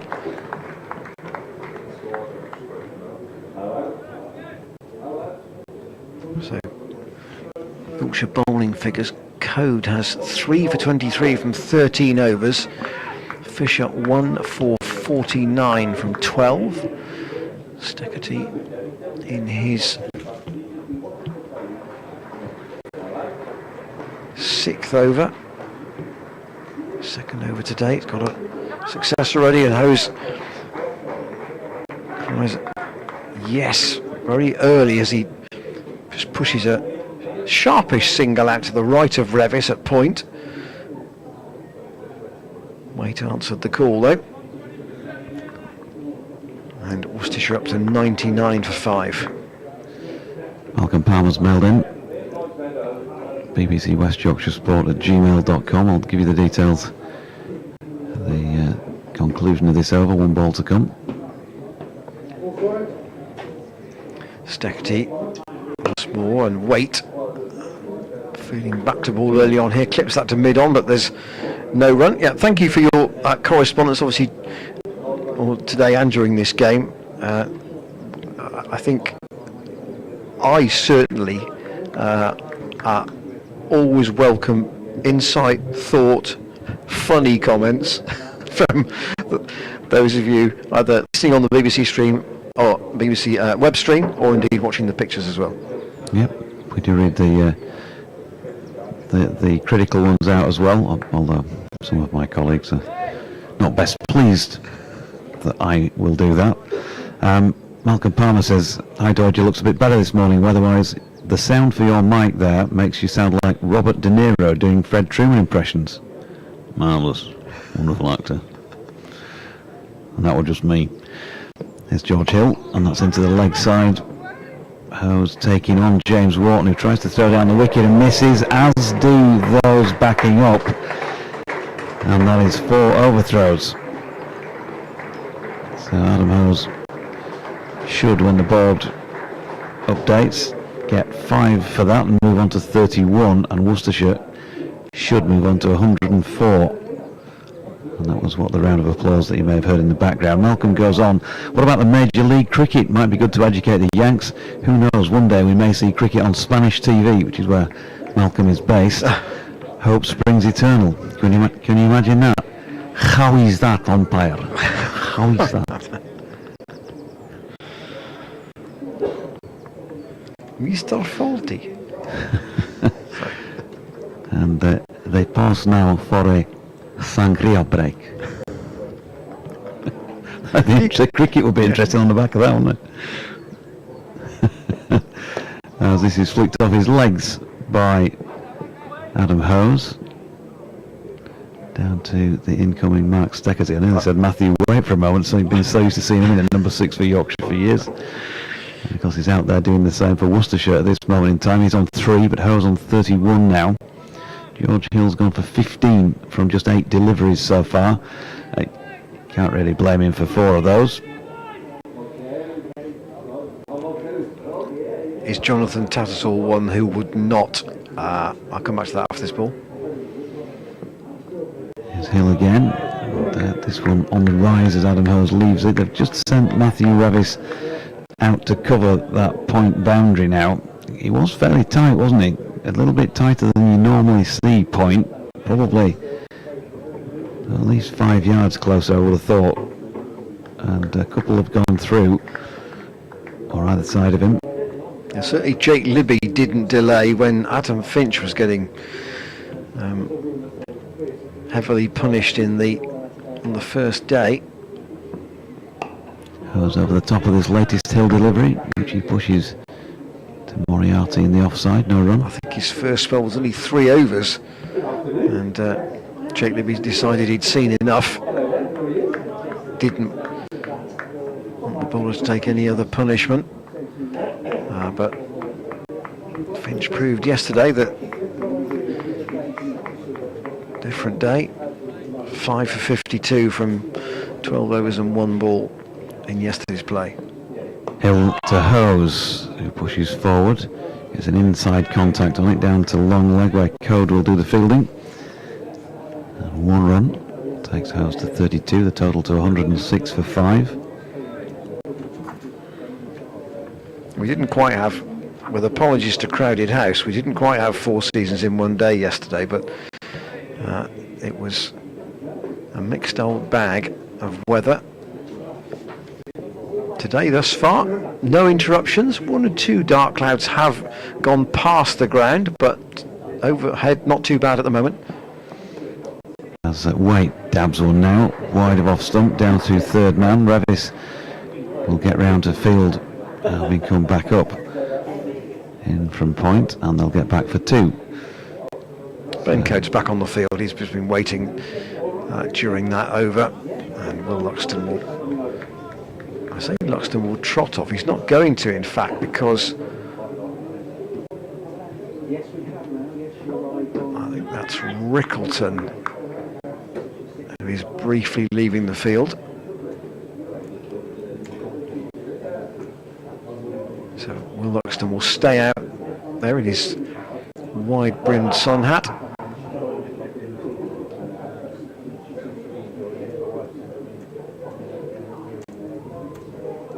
Interesting that given the depth of that Basil Oliveira stand, there aren't more spectators actually right at the back, because elevation from there would give them a really good view, but they're sprinkled from both the top rows right down to the bottom. Steckerty in. Pleasant shot for Hose. That's driven in the V out past Moriarty at mid-off. He might be able to haul it in right by the rope. They'll run two. In fact, they'll come back for a comfortable third. Not quite enough on it.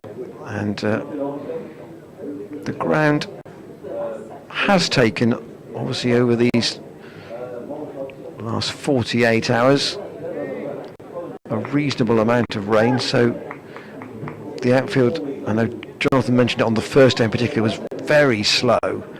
It's a little bit quicker today, I think we could say, but still not as, by any means, as fast as we've seen in recent weeks with all the dry weather. Hose waits again. Steckerty from the far end, the Digley end. That's played square, but again through the gap on the offside in front of point.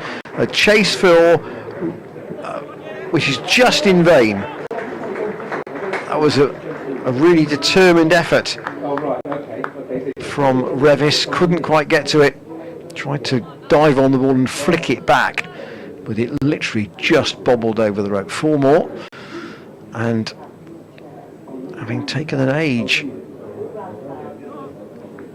to get off the mark, Adam Hose has gone to 35, and Waite now joining in.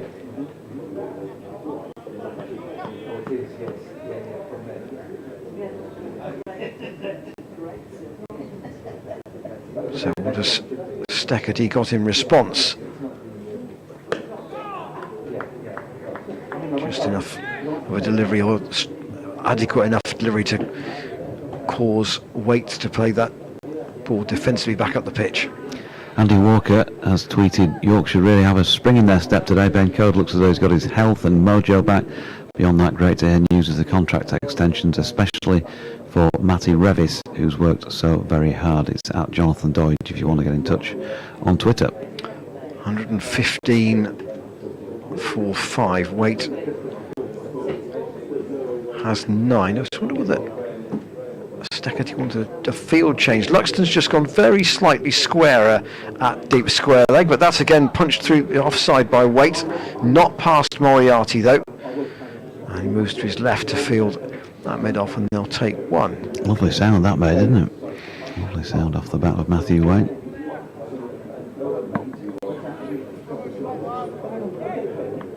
I don't know how intense players feel when they come up against a former employer. Some would say it doesn't really matter, that part of my career's gone, but others would want to make a point. Depends on the relationship when the player left the other club, I think. From your knowledge, was Waite's issue with a small I, and in inverted commas, purely the fact that he wanted more game time, and that's why he moved? Yes, I think so. He just had a history of injuries in the time up to when he was told he could sort of look elsewhere. Steckerty with 3 slips now. It's carved on the bounce by Hose. He might have looked to play that a bit straighter, not in front of Revis at backward point, but Revis a good stop, and the tempo of the cricket has just changed a little bit with Worcestershire 5 down, but with Hose looking to counter punch a bit here. 35 he's got. Waite has 10, and with Code and Fisher out of the attack, perhaps these two just feel they might be able to make a bit more of an impact. Ed Seabourne's posted a picture of dramatic skies at Chester Street. Is it raining? It's very, very heavy, dark skies. It is dramatic. Good pick from Ed. And in tandem with that, perhaps Martin Emerson has sent me a text as George Hill bowls here to Waite, who clips it onto his own ankle, no run, asking if that is Simon Mann with me in the commentary box. And funnily enough, I did. Your voices did also go through my head as being similar sounding during the last couple of days, although I've not mentioned that. I'm humbled. Hope you're well, Mo, if you're still with us. 116 for 5, Worcestershire in their first innings in response to Yorkshire's 407. And Matthew White playing nicely off his legs here, down to Steckerty at long leg.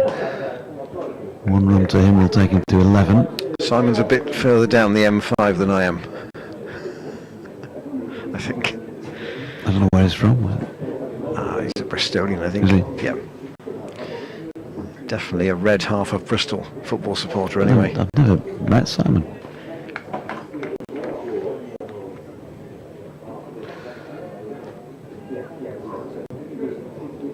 Hill in again from the new road end, right arm over the wicket, punched off the back foot here by Matthew Waite. The runs are starting to come now. Luxton is out there sweeping and is round to keep them to 2. So Hose on to 37, 119 for 5.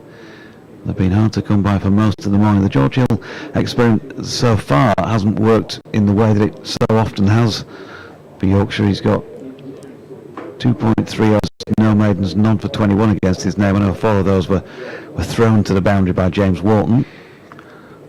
So it could have been 17. Latest delivery is short of length and not pulled with good timing this time by Hose. Revis fields at mid-wicket. I better just pop next door and do a quick update for BBC Radio York. You heard the cry of Waite there from Adam Hose. So, in essence, he scored 37 runs off 30 balls here. I'll explain how we get to that. That was because he didn't get a run off the first 26. So, with a dot to the last delivery, it's 37 off 30 net. Having got going. 5 boundaries so far, and now he's got to hold this middle order together. Again defends, and back up the pitch, fielded by the floppy-haired Hill off his own bowling. So he's bowled 3 overs for 21, and in 37 overs, Yorkshire have only given away 3 leg buys, and they've only bowled 2 no balls in the extras column. So it's been pretty disciplined stuff. Matthew Fisher just going off the field now. So Yorkshire a little bit of rotation amongst the fielders going on and off, and Will Luxton's probably had half an hour out there subbing for various people. Rickleton's come out of the 3rd slip, or out of the slip cord, and he was at 4th slip. He's gone to mid-wicket for Matthew Waite, who faces a start of a new over from Steckerty. And Australian sees Waite just push that out on the leg side, and Rickleton does go to field from mid-wicket. Handy to have 2 really natural left-handed throwers in the field for Yorkshire. Moriarty is at mid-off, and Rickleton at mid-wicket. Waite's put bat to ball a couple of times with some force, and here, has he got an inside edge onto that? He has, and the catch is taken. Worcestershire lose their 6th wicket there looked to be, from our position, the hint of two noises, and Waite has to go. It was a loopy chance. The ball went bat first and then pad, and Waite is angry as he walks off, but David Milne's raised the finger, and it's a 6th wicket down, and now Yorkshire, with Finley Bean taking the catch for Yorkshire. Worcestershire in real danger of being asked to follow on. They're 6 down, and Joe Leach is the last really established player with any kind of batting pedigree, and he walks out rather earlier than he would have expected at number 8. One other gentleman in the box this morning, and I did wonder whether this was a bit far-fetched actually, said not impossible, this was at 10:30, not impossible the game could be over today if Yorkshire ran through Worcestershire in this morning's session. And that suggestion now, as long a price as that might be with some bookmakers, is not such a far-fetched concept. If the lead ended up at being something like 250, although one or two coats are going on just at the moment down in front of us, so I think there may be some rain in the air, but 119 for 6 when you've got 407 on the board is a great position for Yorkshire to be in. It's a 2nd wicket for Steckerty, and Joe Leach, in what is now not the greatest light in the history of cricket, has come out at number 8. Did he feel he didn't like the decision there? There's a strong slap of the bat on the pad, wasn't there? Steckerty in, and Leach defends. That'll be a couple of Worcestershire batsmen who have perhaps not felt they've got the best call, though I felt there was 2 sounds, so I don't know what Waite's thought was. Certainly wasn't over the catch, but he did put his hand on his head as he walked away, and then, as I say, when he got halfway to the pavilion, there was a firm slap of the bat on the right pad. But Steckerty now to Leach, who lets that go, and it taken by the crouching Tattersall.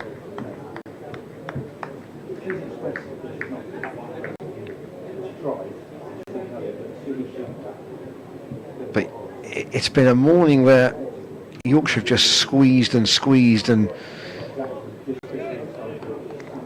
not allowed that grip to be released at any point. Steckerty with this bounding run, has a short ball that Leach ducks underneath. 2 for 15 his figures at the moment. It feels like it might rain, doesn't it? Right at this moment in time, it may even be very, very slightly spitting. Martin Emerson says, you all sound the same. Just like they do up there, they're all Geordies up there. I always thought the gentleman who sounded most like a northeasterner. I'll come back to that in a minute. Here's Steckerty in. Edged on. Now did that carry to George Hill? He's at first slip. Then the impression, the body language says maybe it just dropped short. But a wicket for Steckerty in that over, and an edge that very nearly brought another worrying moment for Worcestershire at the end of it. Former Sunderland manager Bob Stokoe sadly, I'm sure, now no longer with us. Cup final winning manager in '73. I always sounded like somebody from that part of the world, but in fact, I think he was from the other side of the Pennines. I think he was a Cumbrian. Somebody will shoot me down for that if that's wrong, but yeah, he was as a young football follower in those days. He was a man from the north, very much so. And there are umbrellas up now. Once you get beyond the A66, it's all indecipherable.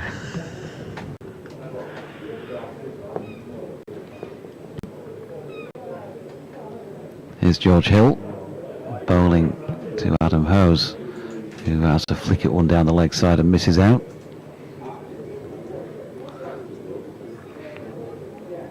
Of course, you've never had problems understanding any Yorkshire dialect. Absolutely crystal clear. Yeah, definitely coming down now, and they are going to take him off. So at 12:52, the players leaving the field of play because of rain. And they were due to take lunch at 1:10. You would imagine that they might have a reset here. The cover's hastily been pulled on by the tractor, and lunch had been confirmed that it will be taken with immediate effect. So lunch being taken while we have this shower. Hopefully that'll pass, and hopefully we'll have more good cricket for you this afternoon. Yorkshire 407 all out yesterday. Worcestershire resuming on 46 for 2 this morning, and have lost the wickets of Jack Haynes, LBW to Ben, code for 29, Azhar Ali caught Hill, bowled, code 22, Ed Pollock caught Lyth, bowled, Steckerty without scoring, and Matthew Waite caught Bean, bowled, Steckerty for 11. 119 for 6 with Jack Leach, none from 4 deliveries, and Adam Hose 37 from 59. The two not out batters, Steckerty 2 for 15. George Hill yet to take a wicket, and Messrs Watts and Milnes just crossing the boundary rope away to our right, and that will be that for the moment. We'll be back then in. Yes, I mean 73 for 4 is the net score this morning for Worcestershire, and that indicates how well Yorkshire have bowled in almost 2 hours cricket. They've taken a grip on the game, and it's only the weather that has interrupted them at the moment. And basically, Adam Hose and Joe Leach have got a big job if they're to wrestle the initiative back Worcestershire's way. There'll be an update for BBC Hereford and Worcester in the news at 1 o'clock, and play will resume here at 1:33, weather permitting. But we'll leave you for the lunch interval at the moment with Worcestershire 119 for 5 in reply to Yorkshire's 407. Remember, their first target is to get past 257 to avoid the follow-on.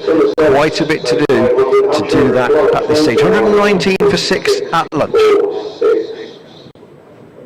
Blackpool, Essex, 282, Lancashire 90 for 4 in reply.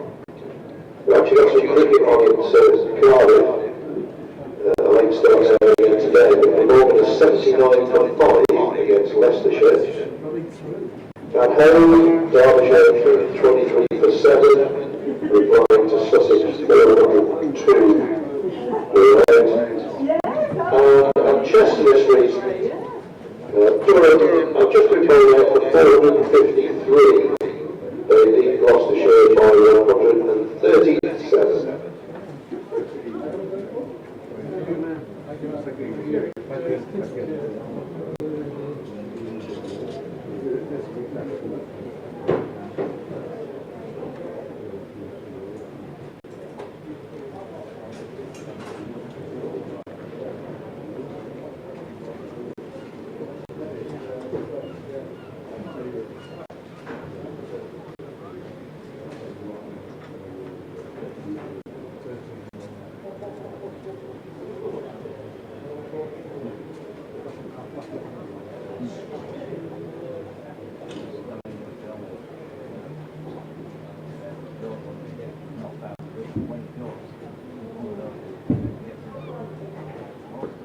Oh, they're not very good now.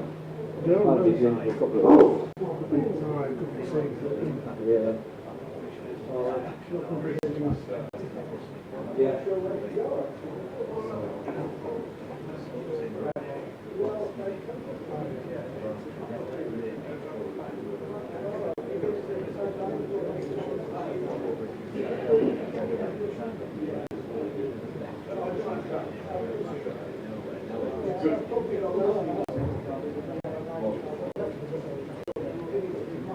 Was it satisfactory?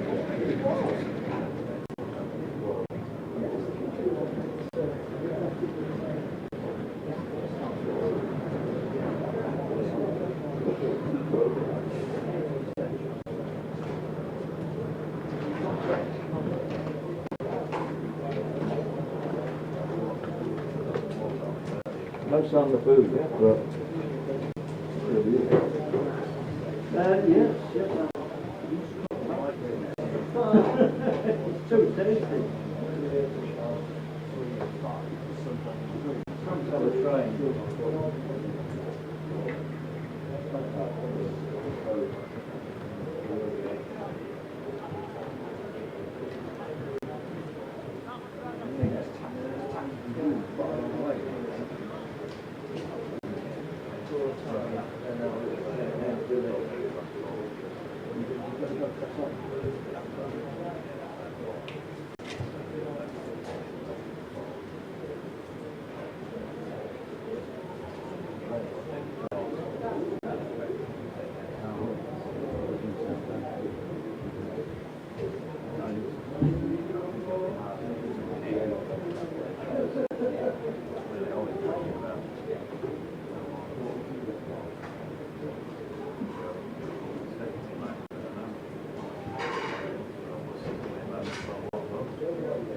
How were those 17 split quite small spells? Yeah, I think about three spells. No, 4 spells probably, yeah, because he did go for on, so You got 4 or to get to 12:30, well, 1:14 and then 1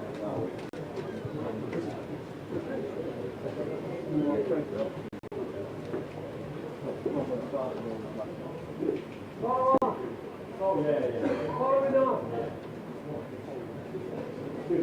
Right, Al.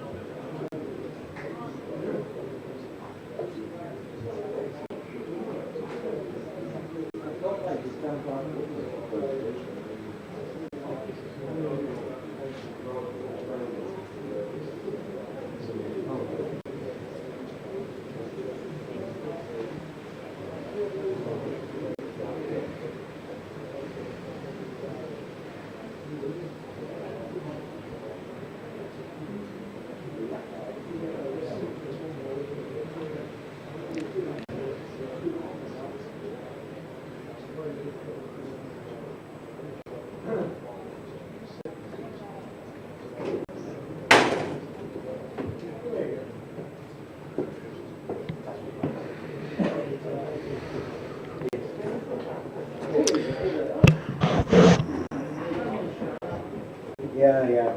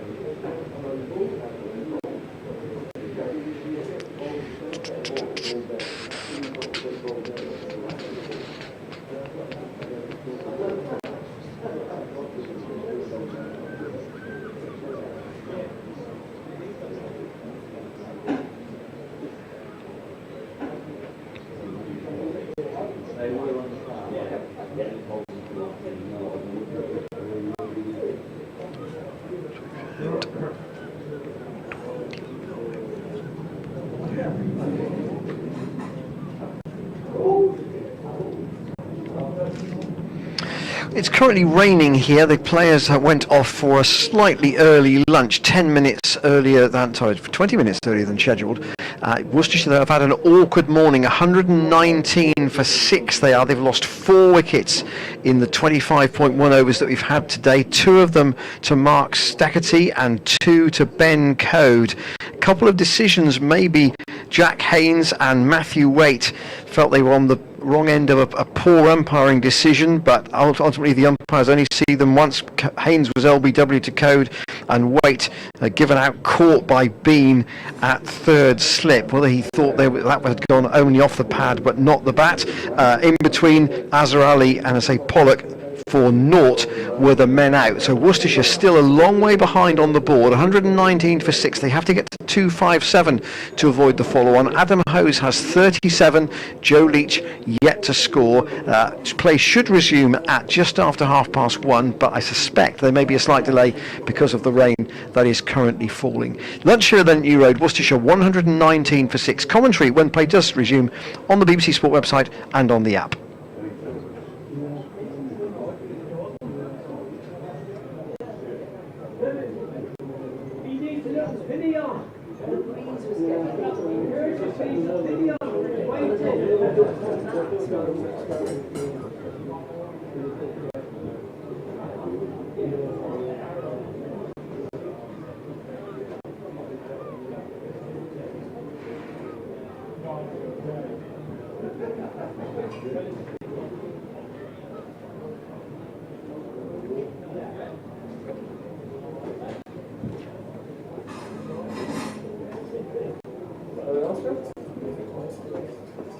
Sorry, you haven't got enough for you. Not you. Okay, all right. Thank you, Ken. Yeah, I'll be start that. A bit older. How you doing, what?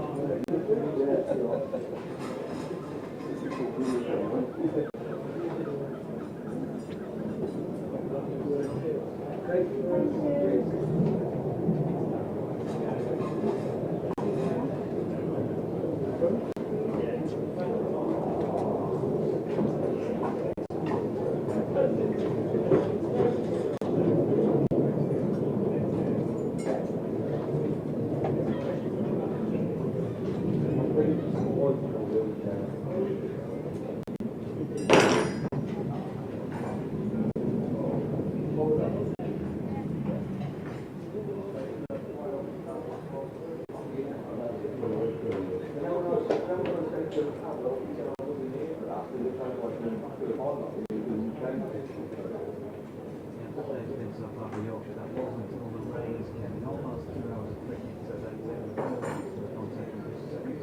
still got wickets going to Ben Code, Jack Haynes, the world star of the country during his career, and 22. Ed Porter went out scoring to Mark Stackerty, the second and the player Matthew West rain again, another run should be taken up for 119 for 6. Serviettes. We don't use them. We don't use them, but you're more fussy than us. Yeah. You really believe that, don't you? Oh, last night as well.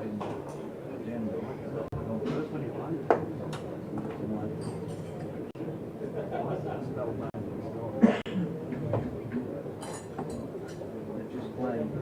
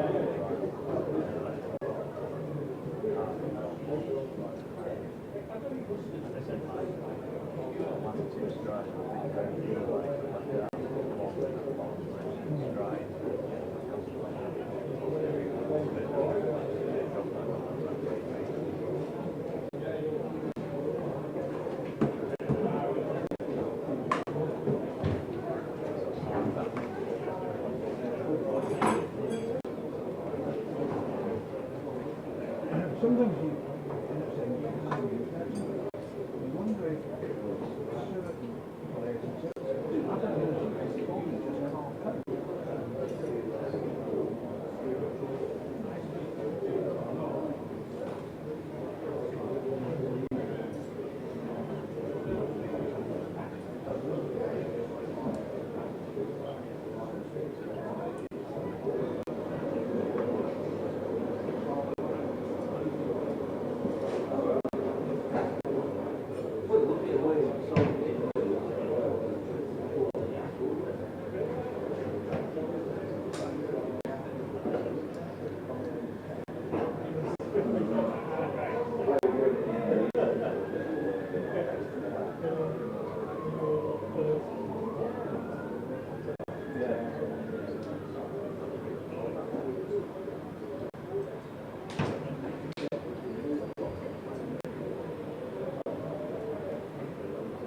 Is it all right, sir?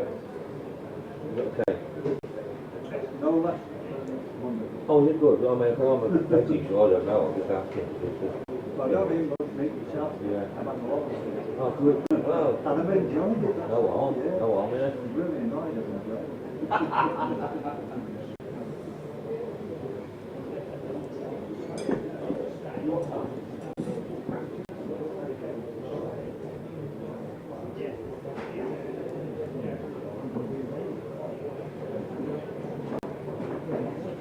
I've already put one there.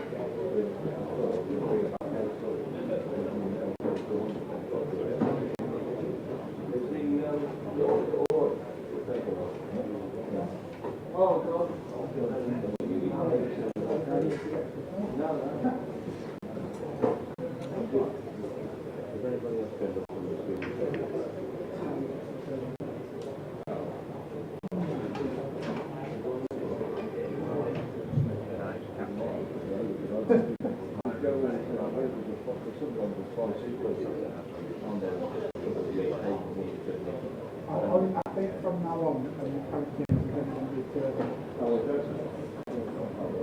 London, Oh,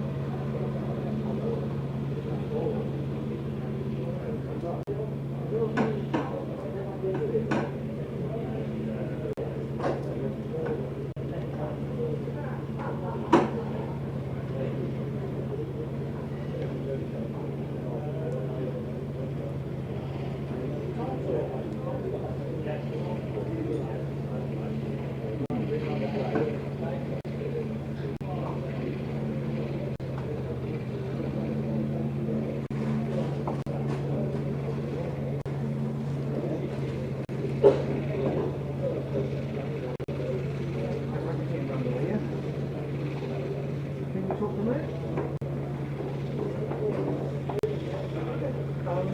Did you watch the play this morning? Okay, that's the end of that.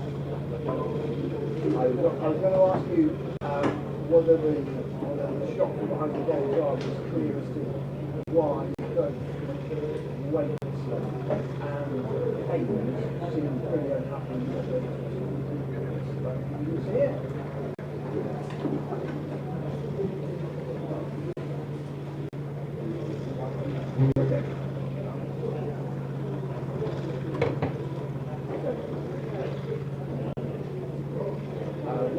So one for Christmas and one for next year.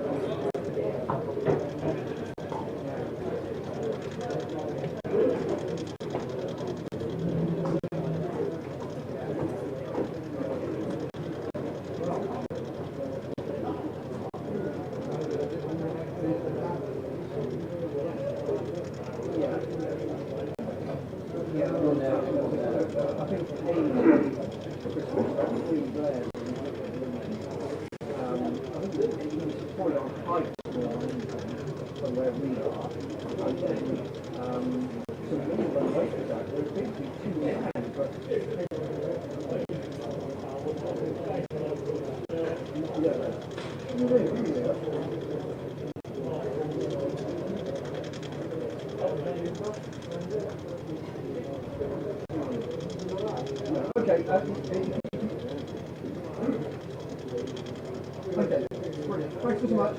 Cheers. And you, bye.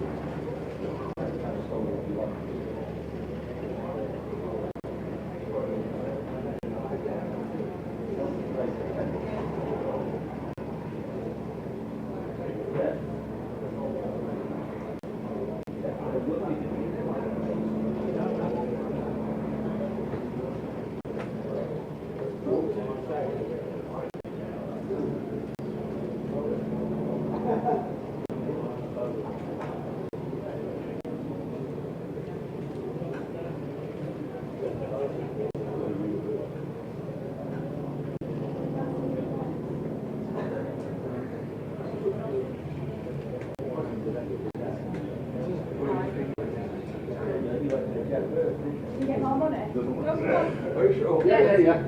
Cheers, thank you.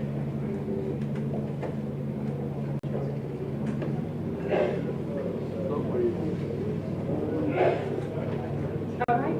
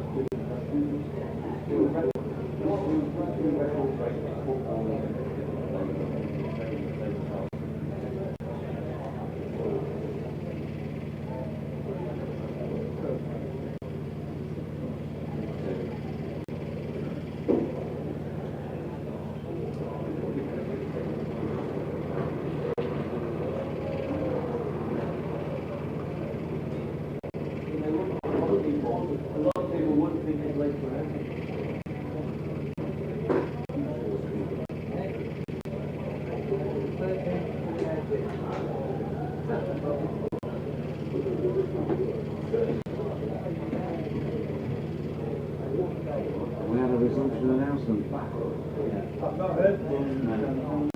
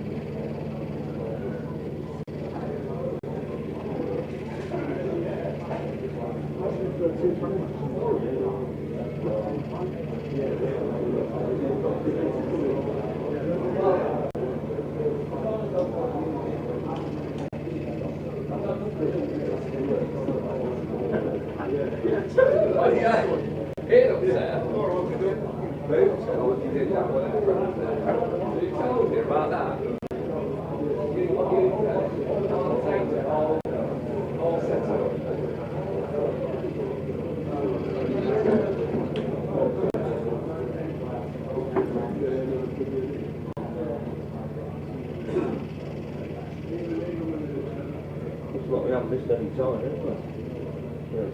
No, I don't think we will, will we? Took one straight away when we came off, didn't we? Yeah.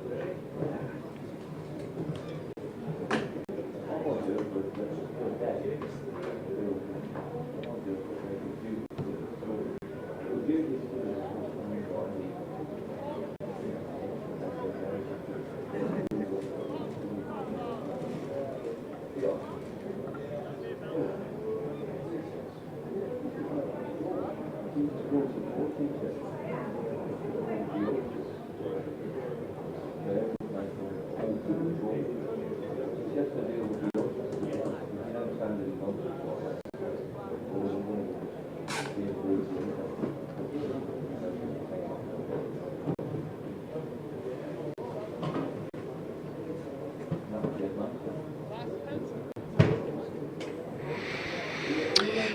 If you are listening on the BBC audio stream, 13 minutes to 2, you might expect for cricket to have resumed here. At 2 o'clock. But we've had rain, and you've probably just heard Dave Bradley on the PA say that play will resume at 2 o'clock. So that will be about 27 minutes lost since lunch, and about 13 minutes. So about 40 minutes play will have been lost either side of the lunch interval after a sharp shower. Worcestershire, when play does resume, 119 for 6. They're still 288 behind Yorkshire on first innings. Hose has 37, Leach yet to score. But after an early lunch because of rain, we will get underway again at 2 o'clock here at New Road.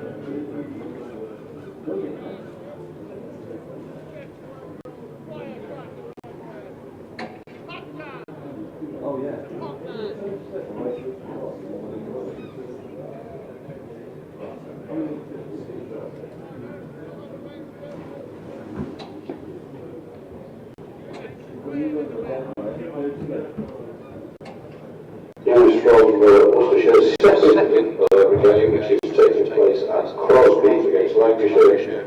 Lancashire 12-4 in their first innings. They've had a lot of rain delays there, but they're on, and Lancashire 12-4.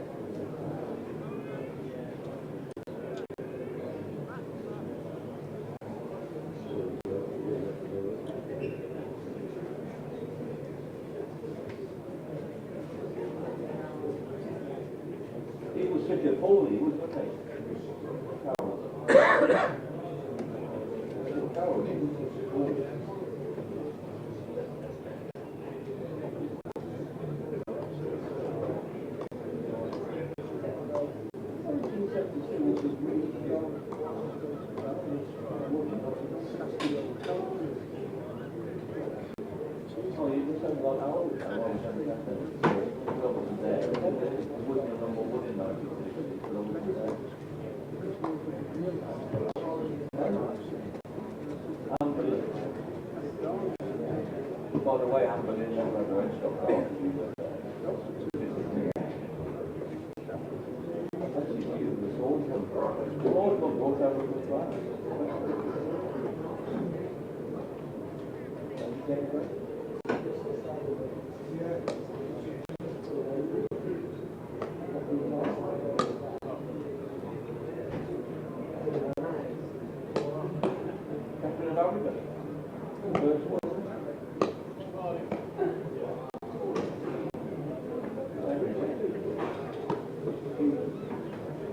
first one, then when he died, Henry married him. Yeah, Henry VIII was captain of Aragon, and the King Hall, and the Moonlight on being